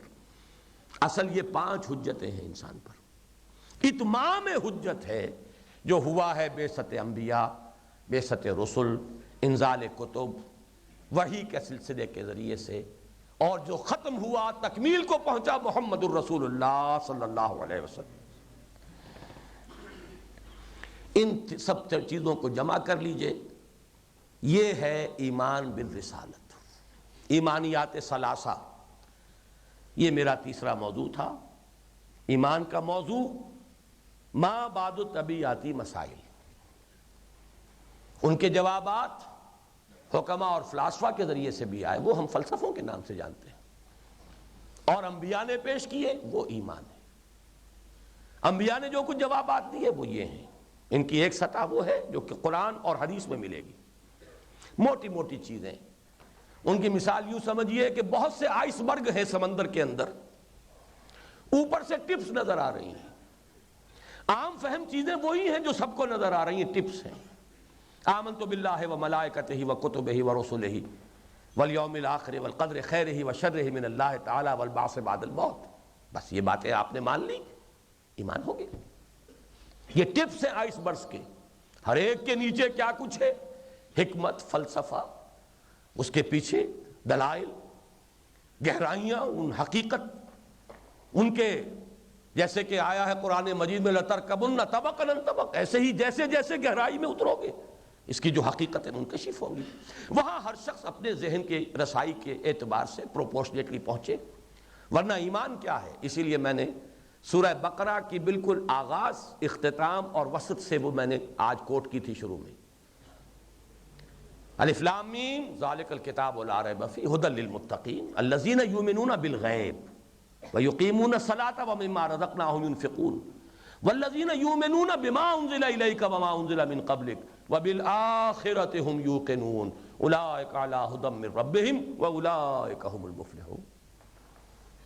آخر میں کیا فرمایا؟ آمن الرسول بما انزل الیہ من ربہ والمؤمنون کل آمن باللہ وملائکتہ وکتبہ ورسلہ لا نفرق بین احد من رسلہ وقالوا سمعنا واطعنا غفرانک ربنا والیک المصیر۔ لیکن سب سے جامع تعبیر جو ہے، یہ ابتدائی تعبیر، اختتامی تعبیر، اس کا ایک خاص پس منظر ہے جو اہل کتاب کے ساتھ خطاب جو ہو رہا ہے سورہ بقرہ میں یہود کے ساتھ، اس کے حوالے سے جو چیزیں اہم تر تھیں انہیں یہاں نمایاں کیا گیا۔ لیکن آیا بر جو ہے بالکل وسط میں، 40 رکوع ہے نا قرآن کی، یہ سورہ بقرہ کی 21ویں رکوع کی پہلی آیت، لیس البر ان تولوا وجوہکم قبل المشرق والمغرب ولکن البر من آمن باللہ والیوم الآخر والملائکۃ والکتاب والنبیین۔ ایمان باللہ، یوم آخر، ایمان بالآخرہ یا معاد، والملائکۃ والکتاب والنبیین، تینوں کو جمع کر لیجئے ایمان بالرسالت۔ وہی بنیاد ہے، وہی کے لانے والے فرشتے ہیں، وہی کا ریکارڈ کتاب ہے، کتابیں ہیں، اور وہی جن پر نازل ہوئی وہ نبی ہیں۔ وَلَٰكِنَّ الْبِرَّ مَنْ آمَنَ بِاللَّهِ وَالْيَوْمِ الْآخِرِ وَالْمَلَائِكَةِ وَالْكِتَابِ وَالنَّبِيِّينَ۔ یہ ہے تعبیر ایمان کی، سادہ، لیکن یہ نہ سمجھیے کہ بس یہی کچھ ہے، قرآن میں وہ سارے حقائق ہیں۔ وہ جو بات میں نے کہی تھی وجود حقیقی صرف اللہ کا، وہی وہ ہے، باقی جو کچھ ہے خیال ہے اور وہم ہے۔ یہ بھی یوں نہ سمجھیے میں نے صرف فارسی کا شعر آپ کو سنا دیا، کل ما فی الکون وہم او خیال او عکوس فی المرایا او ظلال، عربی کا شعر بن گیا۔ لیکن یہ کہ اصل میں قرآن مجید میں آیت موجود ہے، هو الاول والآخر والظاہر والباطن، اول بھی وہ، آخر بھی وہ، ظاہر بھی وہ، باطن بھی وہ، وہی وہ ہے، وجود حقیقی صرف اس کا ہے۔ اب آخری بات جو میں نے عرض کیا تھا کہ 4 کے ہندسے سے دھوکہ نہ کھائیں، ایمانیات ثلاثہ میں ایک نسبت و تناسب ہے، اس کو سمجھ لیجئے، چند منٹ کی بات ہے، میری گفتگو ختم ہو جائے گی۔ اصولی، نظری، علمی، فکری اعتبار سے اصل ایمان صرف ایمان باللہ ہے۔ یہی وجہ ہے ایمان مجمل کے الفاظ کیا ہیں؟ آمنت باللہ کما ہوا باسمائہ وصفاتہ وقبلت جمیع احکامہ اقرار باللسان وتصدیق بالقلب۔ مجملاً ایمان نام ہے ایمان باللہ کا، اس کی گہرائی جو ہوگی اس کو معرفت کہیں گے، پہچان لینا اللہ کو جیسا کہ پہچاننے کا حق۔ ما عرفناک حق معرفتک وما عبدناک حق عبادتک ما قدر اللہ حق قدرہ۔ مجملاً ایمان نام ہے صرف اللہ پر ایمان کا، یا یوں کہیے کہ اصولی، نظری، علمی اعتبار سے ایمان حقیقتاً صرف ایمان باللہ ہے۔ ایمان بالآخرہ، یہ بھی اللہ کی صفت عدل کا ظہور ہے، وہ عادل ہے، وہ انصاف کرے گا، وہ نیکوکاروں کو ان کا بدلہ دے گا، بدکاروں کو سزا دے گا، ظالموں کو سزا دے گا، اسی کی صفت عدل کا ظہور ہے آخرت۔ ایمان بالرسالت اسی کی صفت ہدایت کی توسیع ہے، ایکسٹینشن ہے۔ ایک ہدایت وہ ہے جو اس نے ہمیں دے کر دنیا میں بھیجا، ایک ہدایت وہ ہے جو وحی کے ذریعے سے آ رہی ہے، وہی ہادی ہے، اللہ ہی ہدایت دیتا ہے۔ جو میں نے عرض کیا تھا کہ قرآن مجید میں سورہ بقرہ کے 4 رکوع میں ان دونوں علموں کا ذکر ہے۔ پہلے علم الاسماء، علم آدم الاسماء کلہا، اور آخر میں وَإِمَّا يَأْتِيَنَّكُم مِّنِّي هُدًى فَمَن تَبِعَ هُدَايَ فَلَا خَوْفٌ عَلَيْهِمْ وَلَا هُمْ يَحْزَنُونَ۔ جب جب تمہارے پاس آئے میری طرف سے کوئی ہدایت تو جو کوئی بھی اس ہدایت کی پیروی کرے گا اس کے لیے نہ خوف ہے نہ حزن ہے۔ زوال خوف و حزن ہی کا نام امن ہے، اور امن کا ذریعہ ایمان ہے۔ اسی لیے میں نے شروع میں وہ دعا بھی پڑھی تھی، حدیث پڑھی تھی، حضرت طلحہ سے ہے رضی اللہ تعالی عنہ، ترمذی کی روایت ہے۔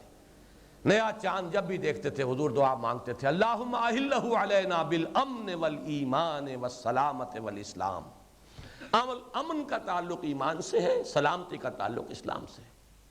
پروردگار یہ مہینہ جو شروع ہو رہا ہے اس نئے چاند سے، ہلال سے، اسے ہم پر ایمان اور امن کے ساتھ اور اسلام اور سلامتی کے ساتھ طلوع فرما۔ بہرحال پہلی بات نوٹ کر لی کہ اصل ایمان، مجملاً ایمان، نظری، علمی، اصولی اعتبار سے ایمان نام ہے ایمان باللہ کا۔ دونوں بقیہ ایمانیات اسی کی فروع ہیں، اسی کی کرولریز ہیں۔ ایک اللہ کی صفت عدل کی ایکسٹینشن ہے، ایک اللہ کی صفت ہدایت کی ایکسٹینشن ہے۔ البتہ آپ دوسری بات نوٹ کیجئے، عملی اور اخلاقی اعتبار سے اصل ایمان ایمان بالآخرہ ہے۔ آخرت کا یقین اگر نہیں ہوگا، ایمان باللہ بھی ذات و صفات کی بحثیں بن جائیں گی۔ وہ کیا علامہ اقبال کا شعر ہے، اہل مشرق کے لیے موضوع یہی افیون تھی، ورنہ قوالی سے کچھ کمتر نہیں علم الکلام۔ وہ علم الکلام جو ہے وہ ایک ذہنی ورزش بن کر رہ جاتا ہے، ذات و صفات کی بحثیں کرتے رہیے، آپ کے کردار پر کوئی اثر نہیں ہوگا جب تک کہ آخرت کی پکڑ کا احساس نہ ہو۔ کلا ان الانسان لیطغی ان رآہ استغنی ان الی ربک الرجعی۔ کوئی نہیں، انسان میں طغیانی، سرکشی، ظلم، تعدی، اپنے حدود سے تجاوز کا مادہ پیدا ہو ہی جاتا ہے، اس لیے کہ دیکھتا ہے اپنے آپ کو آزاد، کوئی پکڑ نہیں۔ میں نے جھوٹ بولا، زبان پہ چھالا بھی نہیں نکلا، گرم چائے پی لی تھی، زبان جل گئی، جھوٹ بول دیا، بہتان لگا دیا، کسی کی عزت پر حملہ کر دیا، کوئی چھالا تک نہیں پڑا، حرام کھایا ہے، پیٹ میں کوئی تکلیف نہیں ہوئی۔ الراہ استغنا، وہ دیکھتا ہے اخلاقی قانون اس دنیا میں، اس عالم میں وہ آپریٹو نہیں ہے، فزیکل لا از آپریٹو، لہذا بڑھ جاتا ہے، تعدی کرتا ہے، ظلم کرتا ہے، حرام خوری کرتا ہے، اور اس سے روکنے والی بات صرف ایک ہے، ان الی ربک الرجعی۔ اگر یہ یقین ہوگا تو گویا کہ اندر ہی سے ایک جو ہے روکنے والا موجود ہے، باہر سے کوئی دیکھنے والا اور کوئی چوکیداری کرنے والا ہو یا نہ ہو۔ ایمان بالآخرہ عملی اعتبار سے یہی ہے۔ چنانچہ سورہ بنی اسرائیل کے چونکہ پہلے رکوع کا تذکرہ ان دنوں میں بہت ہوا ہے، اس کا جو پہلے رکوع کا اختتام، اس پہ نوٹ کیجئے، ان ھذا القرآن یہدی للتی ہی اقوم ویبشر المؤمنین الذین یعملون الصالحات ان لہم اجرا کبیرا وان الذین لا یؤمنون بالآخرۃ اعتدنا لہم عذابا الیما۔ وہاں عمل صالح کا ذکر کیا، یہاں کسی اور عمل کے ذکر کرنے کی ضرورت ہی نہیں، بدی خود بخود آ جائے گی جب آخرت کا انکار ہو گیا۔ آخرت کا یقین اگر نہیں ہے، ایمان بالآخرت نہیں ہے، ظلم، تعدی، جور، معصیت، گناہ سب کچھ آ جائے گا۔ عملی اعتبار سے اہم ترین ایمان بالآخرت۔ یہی وجہ ہے، آپ نوٹ کیجئے، میں نے خطبہ جو سنایا ایک جملے میں توحید آ گئی، واللہ الذی لا الہ الا ہو، ایک جملے میں رسالت آ گئی، انی لرسول اللہ الیکم خاصۃ والی الناس کافۃ، اور اب 5 جملے چلے آ رہے ہیں آخرت کے لیے، واللہ لتموتن کما تنامون ثم لتبعثن کما تستيقظون ثم لتحسبن بما تعملون ثم لتجزون بالاحسان احسانا وبالسوء سوءا وانها لجنۃ ابدا او لنار ابدا۔ تو علمی، اصولی، نظری، فکری اعتبار سے اصل ایمان باللہ، مجمل ایمان صرف اللہ پر ایمان، ذات و صفات کے ساتھ، صفات اور اسماء کے ساتھ۔ عملی اور اخلاقی اعتبار سے مؤثر ترین ایمان بالآخرہ۔ اور آخری بات نوٹ کر لیجئے، شرعی اور فقہی اعتبار سے اصل ایمان بالرسول، ایمان بالرسالت۔ موحد کامل ہو، نیک ہو، آخری درجے میں رسول کا انکار کر دے، کافر، کسے باشد۔ تقسیم جو یہاں ہوگی دنیا میں، کون مسلمان ہے کون نہیں ہے، حد فاصل ایمان بالرسالت ہے، شرعی اعتبار سے، قانونی اعتبار سے، بلکہ ایک لفظ اور ایڈ کر دوں، دستوری اعتبار سے۔ اسی کا دستوری مسئلہ ہے، اسلامی ریاست قائم ہوگی تو سب سے بڑا دستوری مسئلہ یہ ہوگا کون مسلمان ہے، کون مکمل سٹیزن ہے یہاں کا، مکمل شہری حقوق کس کو حاصل ہے۔ تو شرعی اعتبار سے، فقہی اعتبار سے، دستوری اعتبار سے اہم ترین ایمان بالرسالت ہے، جو حد فاصل ہے، کون ماننے والا ہے کون ماننے والا نہیں ہے۔ کوئی شخص موحد ہوا کرے، بہت نیک ہو، زاہد ہو، رسول کو نہیں مانے گا، کافر ہے۔ تو یہ ہے نسبت و تناسب ان تینوں ایمانیات کا۔ میری آج کی گفتگو اختتام پذیر ہوئی، اور میں نے جو آج کے لیے آپ سے آدھے گھنٹے کی مہلت مانگی تھی، شاید اس وقت آدھے گھنٹے کا لفظ استعمال نہیں کیا، وہ میرا معہود ذہنی تھا۔ 2 گھنٹے میں نے اپنی بات مکمل کر لی ہے۔ کل انشاءاللہ تعالی کسی صورت بھی 1.5 گھنٹے سے میری گفتگو متجاوز نہیں ہوگی۔ آج چونکہ ابتدا میں مجھے تمہیدی گفتگو کرنی پڑی، اس لیے یہ اضافی وقت میں نے لیا ہے۔ اللہ تعالیٰ سے دعا کرتا ہوں میرے لیے بھی خیر و برکت کا ذریعہ بنائے، آپ کے لیے بھی اور لوگوں کے لیے بھی، یہ باتیں جو ان میں حق ہے وہ پھیلے، جو صحیح ہے وہ عام ہو، اور جڑ بنیاد یہی ہے، یہی مستحکم ہوگی تو گاڑی آگے چلے گی، ورنہ کوئی اور ہمارے پاس ذریعہ نہیں۔